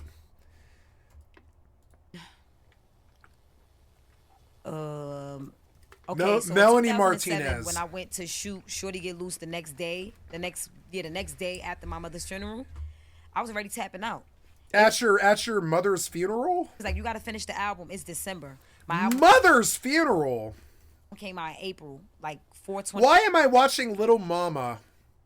I'm not sure she deserves the screen. I don't know. Let's give her time. 09/08. That's. They seem to say that she had an influence on the social media scene. The date of my first and only album. Never mind. When you say one album, I just don't know why I care. I'm sorry. When you say I've cut more albums than that, and I'm not famous. I've cut 4 albums, you know what I'm saying? Well, 3.5 if you count. It's 3.5 right now. It's 3.5 because I've only got 5 songs on this album. And I really haven't found the subject material lately because I haven't been in love. So I just sort of wait until I'm in love, and then I'm going to sing. Doesn't care about that. Singing is a lot to do with love. I don't know if you guys know that, but singing is, if you're not in love, singing is really hard. That's because he's a racist. I didn't appreciate it then, and I don't appreciate it now. Yeah, I think he is a racist. I don't appreciate it then, and I don't appreciate it now. It's one thing to say, I don't appreciate the way he's handled his business. Yeah. It's another thing to say this man's a racist. I wouldn't say he's a racist. Why are you weighing in on Kanye, fucking Killer? Why are we seeing Killer on the screen? We got to get him off. Killer's got to be off the screen. He'd kill too many of our fellow Americans. Released his sophomore album, Late Registration, selling 800. Killer stays off my stream. 60,000 copies in the first week, proving that Late Registration. It was a pretty good album. The song that I liked on Late Registration was You Make My Heart Smile. I know my Kanye. What song is that? It's Addiction off of what's this? Yeah, that's the album, right? Yeah, that's Late Registration, right? That's a classic hip hop album of all time. It absolutely is. And yeah, You Make Me Smile with My Heart. Yeah, that was a really good lyric that I thought he actually really, but he probably paid somebody for this lyric. You Make Me Smile with My Heart really stuck out to me. I still say this to people. I say, you make me smile with my heart. I know my Kanye. I can weigh in. I know every fucking note the motherfucker ever wrote. for the second time that they forced me to listen to it. Is not just a producer, but a well-rounded artist fundamentally changing the future of hip-hop. Yeah, no, that's Kid Cudi. And he was awarded accordingly, winning 3 Grammys again, including Best Rap Album. That was Kid Cudi. Row. It's always been Kid Cudi. Kid Cudi is still, in some ways, changing the world. Kid Cudi was the Superman. He was the one that brought hip-hop through the last, 20 years. It's Kid Cudi. Lil Wayne and Kid Cudi. He won 2 BET Awards, a Billboard R&B and Ask any rap award. person, they'll be like, Lil Wayne, Kid Cudi. Maybe Future or one of the big, a couple of the really big rappers and stuff. They're going to quote other really big people. But for me, I don't know. For me, it's Lil Wayne and Kid Cudi. Award, BMI London Award, a BMI Pop Award, 2 BMI R&B Hip Hop Awards, a Brit Award. Kid Cudi fixed rap. He got the bougie out. He started talking about more ethereal things and success and stuff like this. Kid Cudi didn't ever denigrate a woman on any of his. Well, maybe he definitely denigrated some women, but he didn't ever be. His message was never sexist on any of his albums. And I've listened to everything Kid Cudi ever wrote, probably 5,000 times or something. I know every fucking. I'm the same way with There's a couple rappers that I really fucking love deeply. Kid Cudi's one of them. Another one would be, I know everything that Tiny Tempa ever wrote, and every album, every song. Tiny Tempa has 7 albums. He's a British MC, and he's the other person in the community who really changed things, and he rolls with Kanye and Lil Wayne, or not Kanye, he rolls with Lil Wayne, and Tiny Tempa rolls with Lil Wayne and Kid Cudi and shit. Or I don't know about Kid Cudi, but definitely Lil Wayne and all this. And so, and the people that actually did change the industry, like Lil Wayne, Kid Cudi, Tiny Tempa, those people. Tiny Tempa was a smaller artist, but I still think that he had this fundamental change on my life anyways, and hip-hop too. Because it showed that we aren't all South Central gangbangers. Some of us are British. Award, a Phonogram Hungarian Music Award, an International Dance Music Award, a Meteor Music Award, 2 MP3.com Awards, an MTV Italian Music Award, a Music Video Production Award, an NME Award, and a World Music Award. Kanye was winning awards that Blue Ribbon! So you would think that after winning 19 awards in 1 year, he wouldn't care about the nomination for Best Video at the 2006 MTV Europe Music Awards, right? Well, you'd be wrong. The 2006 MTV Europe Music Awards was hosted by Justin Timberlake in Copenhagen, Denmark. In the beginning of the night, Kanye won the award for Best Hip Hop. The very last award for the evening announced was Best Video. The nominees were Gnarls Barkley, Crazy, Justice vs. Simeon. Yeah, dude, Gnarls Barkley is another one that really changed rap. I forgot all about CeeLo, but CeeLo's always been changing rap. He's such a fucking mainstay in the industry that he's been changing rap since Outkast first started. We love him to death. We wouldn't have had Nate. I don't know if we would have had Nate Dogg or anything like that. We love CeeLo. I love CeeLo. He's changed the world, but I always sort of discount Gnarls Barkley because CeeLo is just this given force, kind of like Akon. Akon's another one that really changed the industry. They're so given that you forget about them. But no, Akon, Busta Rhymes, Gnarls Barkley, Kanye. Yeah, there was a lot of really good rap albums. Yeah. We Are Your Friends, Kanye West, Touch the Sky, OK Go, A Million Ways. Justice versus Simeon. That's yeah, Justice versus Simeon. Is that a good song? I wish I could listen to it, but I'm only 3.5 hours into this video. I've got 12 hours to go. Pink, Stupid Girls. And the winner was Justice and Simeon. But as they received is that song good? I got Justice and Simeon. Who the fuck is that? I've never even heard of them. award and gave their speech, Kanye ran on stage, grabbed the mic, and shared his thoughts. What? You went on stage? But they want to thank you guys. Thank you. Oh, get in.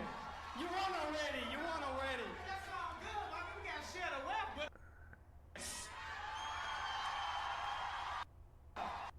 This video cost $1 million, fam.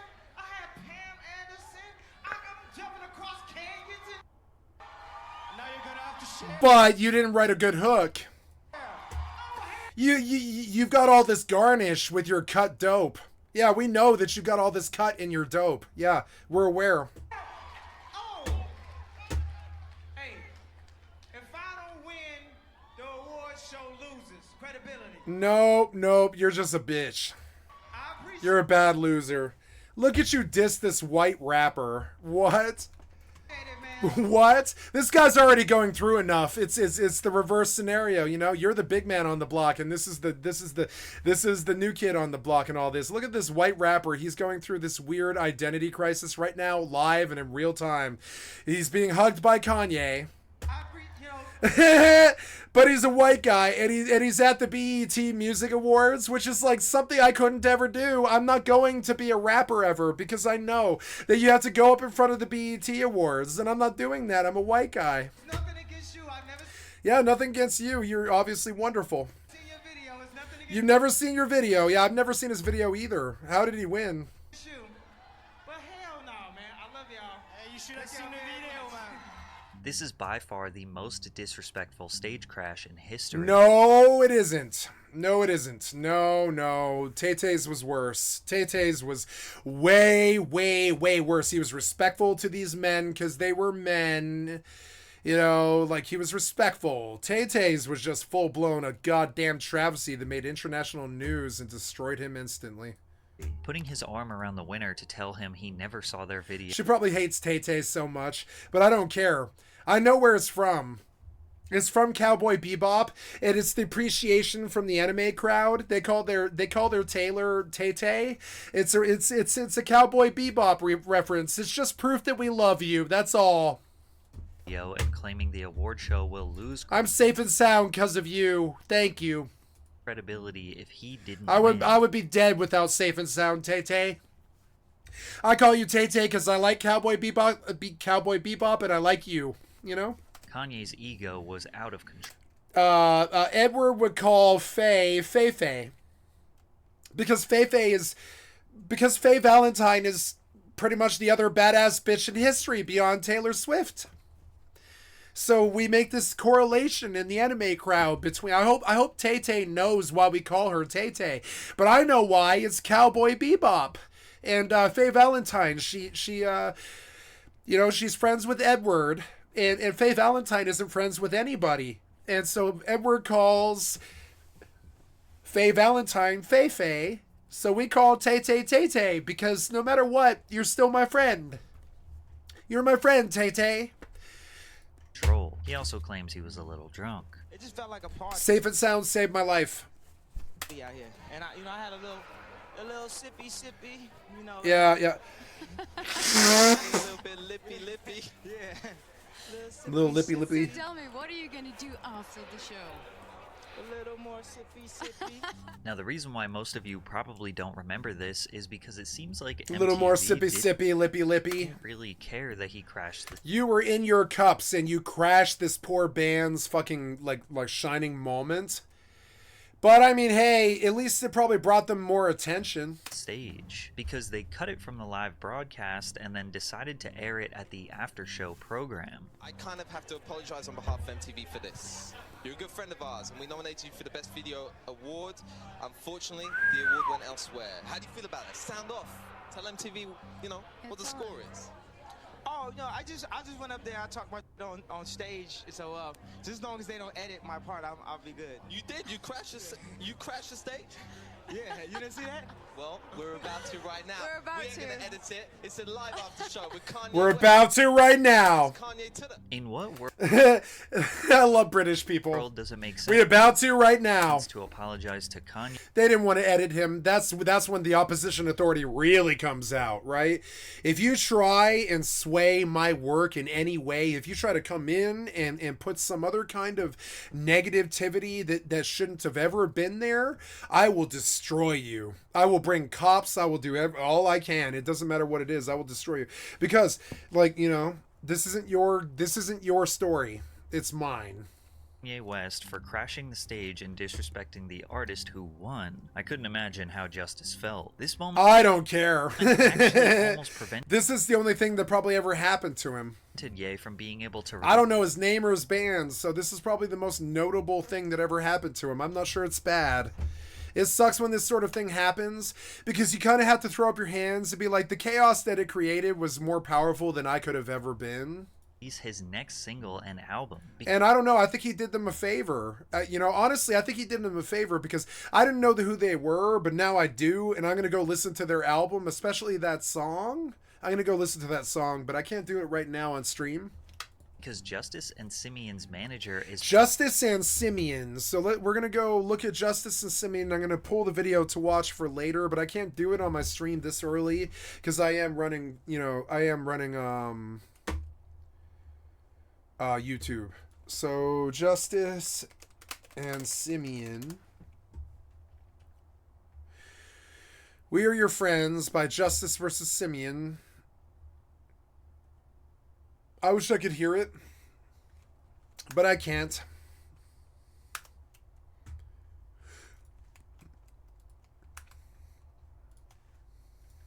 Pedro Winter, who also manages Daft Punk. Kanye sampled Daft Punk's Wow. Harder, Better, Faster. Yeah, and it was horrible. It was such a bad song. I hated when he did this. Stronger as the lead single for his 2007 album Graduation. In an interview with That's like full-blown letting someone else write your main single. Pitchfork, Pedro talks about He was like, yeah, if Daft Punk will let me do it, I will. Ye calling him. When his manager called to clear the sample, I told him to tell Kanye West that we loved it, but that I'm not only Daft Punk's manager, but also Justice's, the band that he dissed on MTV. He was really embarrassed, excused himself, and said that he was drunk that night. Now he is a friend and supports Justice on his blog. Luckily, Pedro is a good businessman. He could have easily prevented Kanye Stronger from releasing, which would have dramatically changed Ye's career. Kanye got his... Listen to Ed Banger Records. I don't know Ed Banger Records.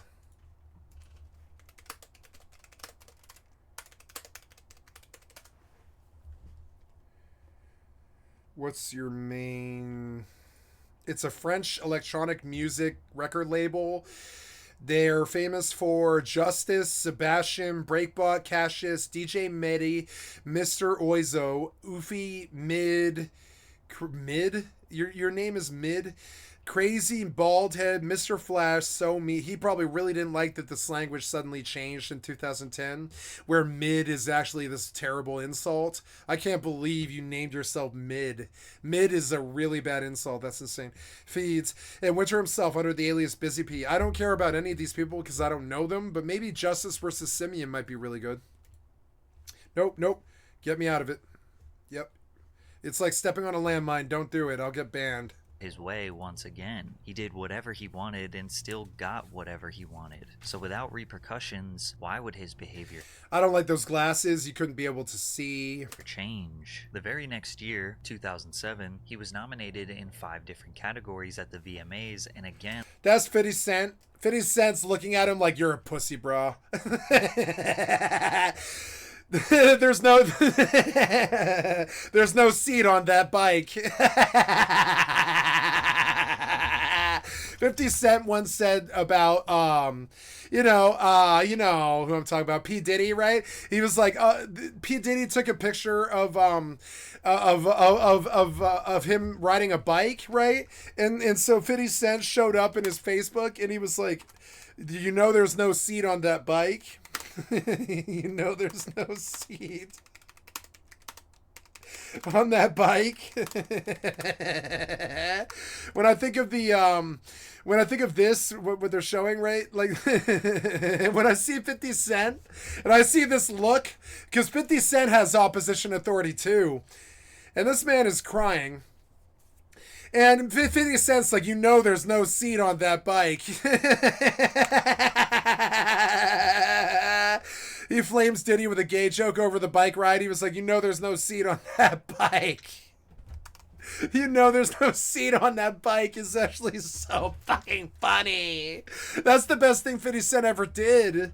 It really is. It's like the best thing he ever did. It brings me so much more joy than his albums.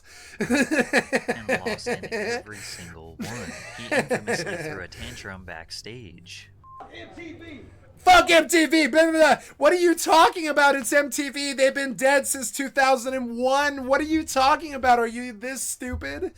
Please, I love MTV. If they want to show up and still do an award show 10 years later, fucking let them. They're dead. They've been gone since Road Rules. They've been dead. They've been dead since like 1999 or something like that. If MTV wants to show up and do an award show, fucking let them. What are you talking about? MTV's been done dead. What the fuck are you talking about? MTV's been dead so long. What the fuck I said? 5 nominations. MTV, fuck MTV. Lost the Black Eyed Peas last year, man. Yeah, you lost to the Black Eyed Peas because they brought Fergie, and Fergie wasn't going to lose. I hate Fergie. Fergie ruined the Black Eyed Peas, and she wasn't going to lose. She came in. She was like fucking Ma Non Sheila or something like that. She came in, and she like ruined the Black Eyed Peas, and she ruined hip-hop, and she did that promiscuous song that makes me sick. And there's just, just God damn it. I'm never coming to MTV. I'm never coming to MTV. No, you aren't, because they died in 2001, and this reward show is in 2010 or something like that. So yeah, your little fake tantrum is really obvious to anybody who actually rolls in these circles and knows the music and listens to MTV and watches MTV religiously. You're just a joke. But understand, he's not marketing to me. He's marketing to the tablet generation who doesn't know what MTV is. Man, that's 2 years in a row, man. Get off this man. I love this nigga, but man, goddamn, man. Give him a chance, man. Although he claimed he would never go to the VMAs ever again, he came back. No, you came back and you did the worst one. This was the worst one. Please do not diss Tay-Tay. Look at her deal with you. She's like,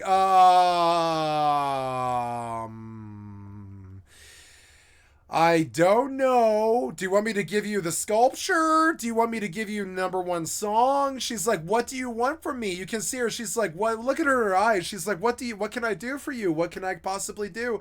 I've got this MTV award. Would you like the award? You can have it.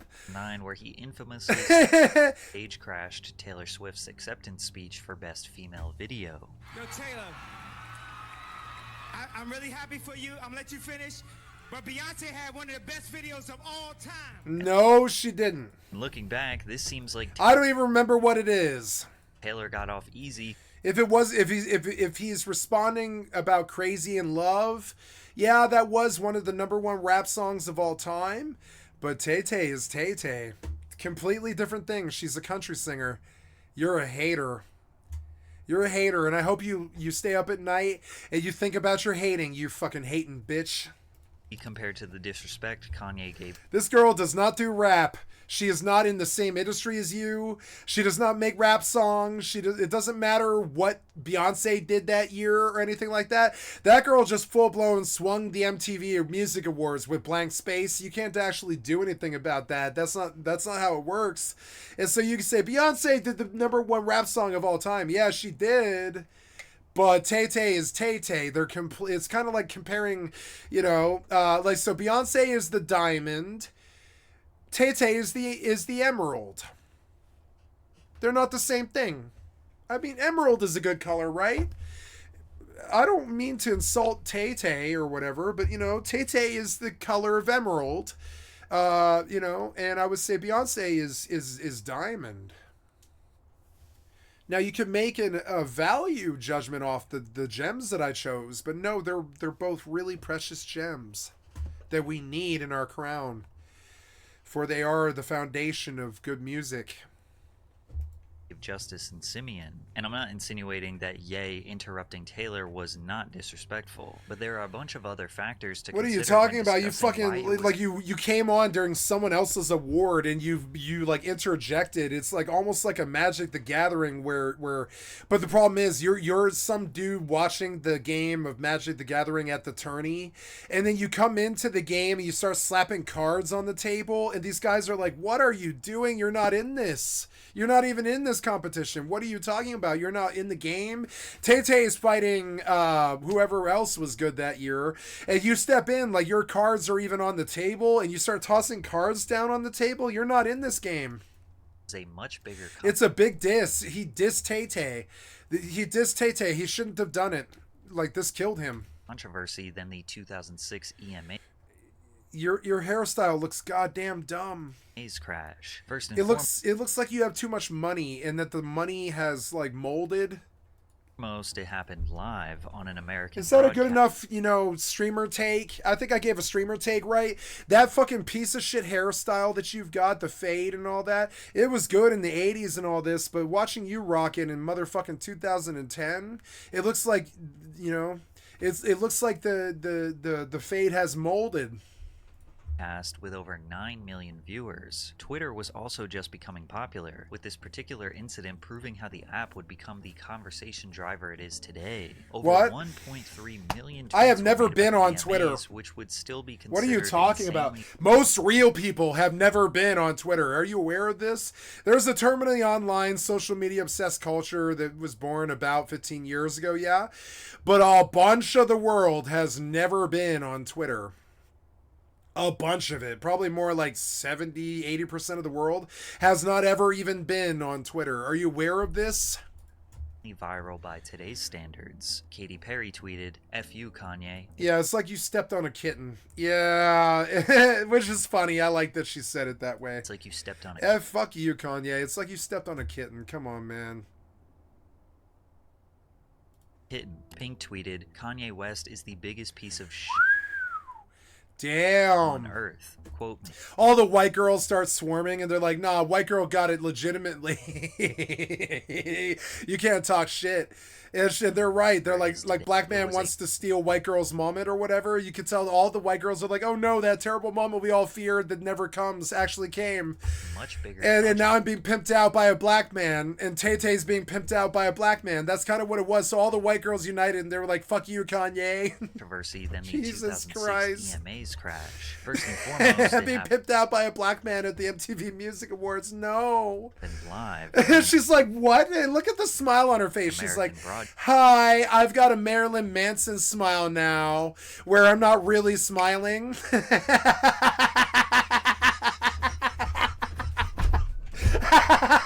And she doesn't know what to do. She like history is happening and she has no idea what to do. And she's got the Marilyn Manson smile now. She's like, I'm not actually smiling, I got a big old smile on my face, but podcast with yeah, over she's like, 9 million viewers. And she's like, what? Look at the fucking look on her face. She's like, what? And he mic drops by handing her the mic, which is such a pussy thing. Drop the mic. You handed her. You calmly and peacefully, collectively, like, did your social manipulation and then handed her the mic. And it's like, I don't know. It does her a favor, but it's also like really a diss. Most it happened live on This was it. This was it. This is what caused the death of his career. It absolutely is. Cast with over 9 million. She's like, what? Because she's like, what? Like, she doesn't know him. She doesn't know him. She has no idea who he is. She has no idea who he is. He is a complete rando. You can see that look of recognition on her face where she was just shit on in public and treated like she was the hoe or something like that. It's some power play. You can see the look on her face. I have it all the time anytime anybody ever tries to fuck with me. The what? I go crazy. I'm like, how dare you fuck with me? I am the worst piece of shit in this society. I have no money, no hope, nothing at all. I'm worse than the crackheads on the fucking streets because I've been there and I've come back from that. I'm worse than that. You know what I'm saying? Like trust me. And so I get all pissed off when somebody targets me. I get really pissed pissed off like Marty McFly and the chicken. I'm like, no, you shouldn't target me, motherfucker. I've been targeted all my life. It's like you came on down to the fucking porta potty. You decided to shit in the hole a lot more. You know? Like anybody who targets me, it's like you came down to the porta potty and you started shitting in the hole a lot more. It's really weird. It's a shithole. Leave me alone. Viewers. Twitter was also, just becoming popular. Yeah, Twitter was just becoming popular and all this. So this was like a launch for Twitter. Like this made Elon Musk. We have Elon Musk because of the goddamn Kanye Tay moment. Improving how the app would become the conversation driver it is today. Over 1.3 million tweets were made about the VMAs, which would still be considered insanely viral. I love the what? I love the what moment. I love that shit from South Park. It's Kyle's mom. She's the woke B word that like really pushes the fucking like the PC principle stuff and all this, and she's always indignant about everything. She's like, what? I love that shit. I love what? That you can see that on Tay-Tay's face. She's like, what? And she gets outraged. She's like, what? By today's standards, Katy Perry tweeted, F you, Kanye. I don't care what Katy Perry says, or Pink. Tweeted, Kanye West is the biggest piece of on earth. I like Katy Perry because she tried to save my favorite band, which is Purity Ring. Katy Perry tried to save Purity Ring. So I love Katy Perry because she tried to save my favorite band. Not because of any of the music she has ever written. I love Katy Perry. She's got a soft spot in my heart. I like Pink too because that party song was pretty good. It was crunk, The party song was pretty good. I don't really like Pink either though. But they did good work. They both did really fucking good work. Quote me, Chester Bennington of Linkin Park. I don't care about Chester Bennington or what anything Chester Bennington has to say. I'm terribly sorry. Don't care. Barack Obama chimed in.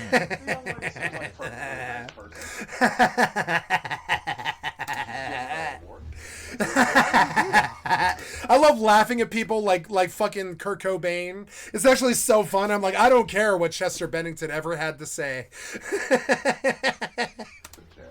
To the world. I care more about Pink. I care more about what Pink had to say than Chester Bennington. And no, I don't love Linkin Park. Taylor Swift was the 19-year-old bright-eyed fucking cheesy-ass fucking pop band. They were a cheesy-ass pop band. They sounded like the other bands that were on the radio, which was NSYNC, Backstreet Boys, and I don't know, like, what's the rest of it? I don't even remember all the, or JT or whatever, right?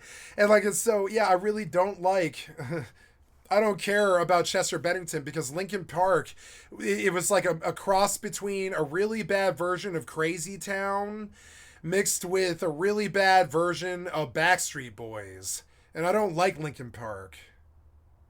I know that makes me some kind of fouling blasphemer. But I mean, I tried to like Linkin Park, and I just fucking don't.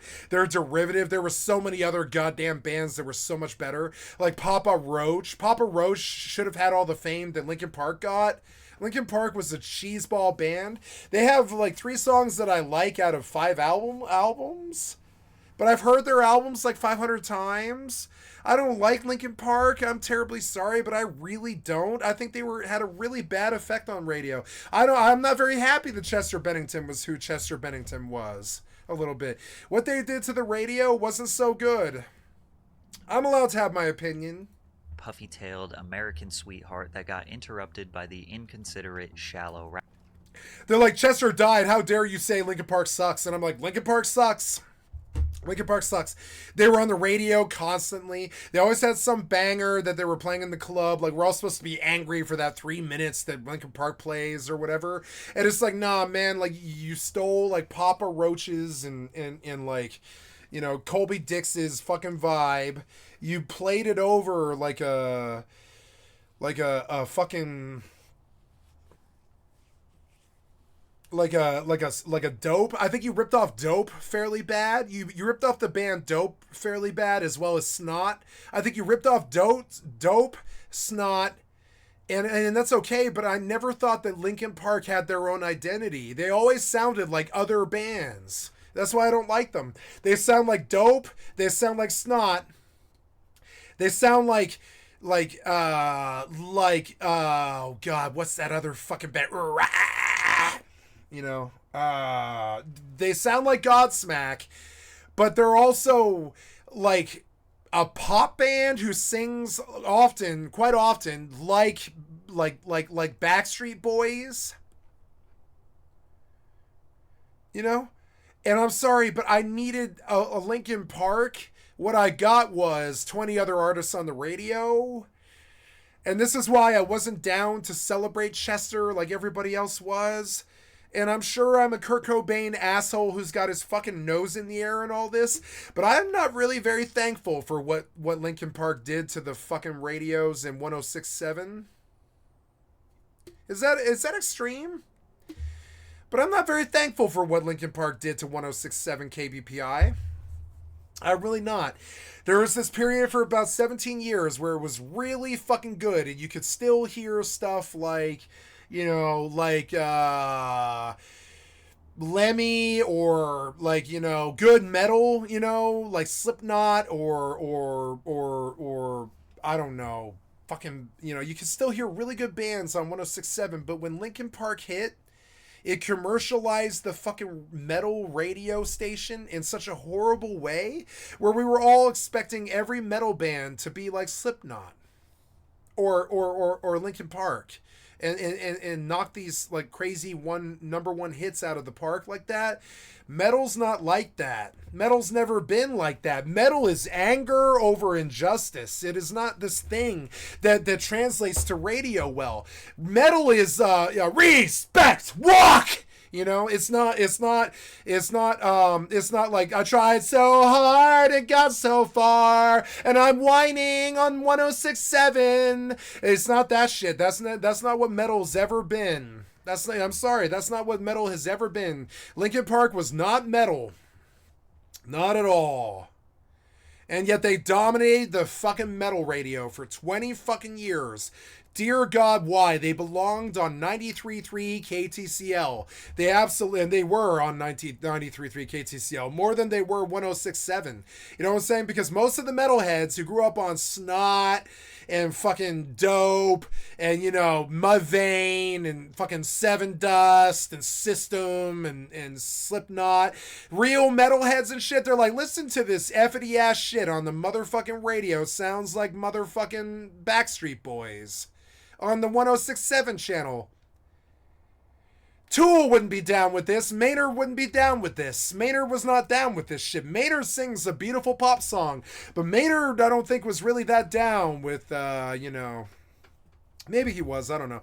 But like, I'm sure he met, you know, I'm sure he met the boys a lot. I'm sure Maynard met, you know, Linkin Park quite a bit, but I don't know. Like, I think the similarities end there. I think of Tool as the heart and core of metal, the way that I think of Pink Floyd as the heart of core of progressive rock, the way that I think that TLC is the heart of R&B, and that, you know, that Michael Jackson is the heart of pop, and, you know, System is the heart of metal and stuff. It's like really weird, but there's hearts of particular genres and stuff. And I wouldn't say Linkin Park did a lot of credit to metal, but Linkin Park took a lot of metal money. This is a discredit to Linkin Park, and I'm not out here to insult them. But your effect upon the radio, not all of us like that. Thank God for bands like Korn, or even Limp Bizkit, believe it or not. Limp Bizkit was way worse, way more cheesy than you know, Linkin Park. But I mean,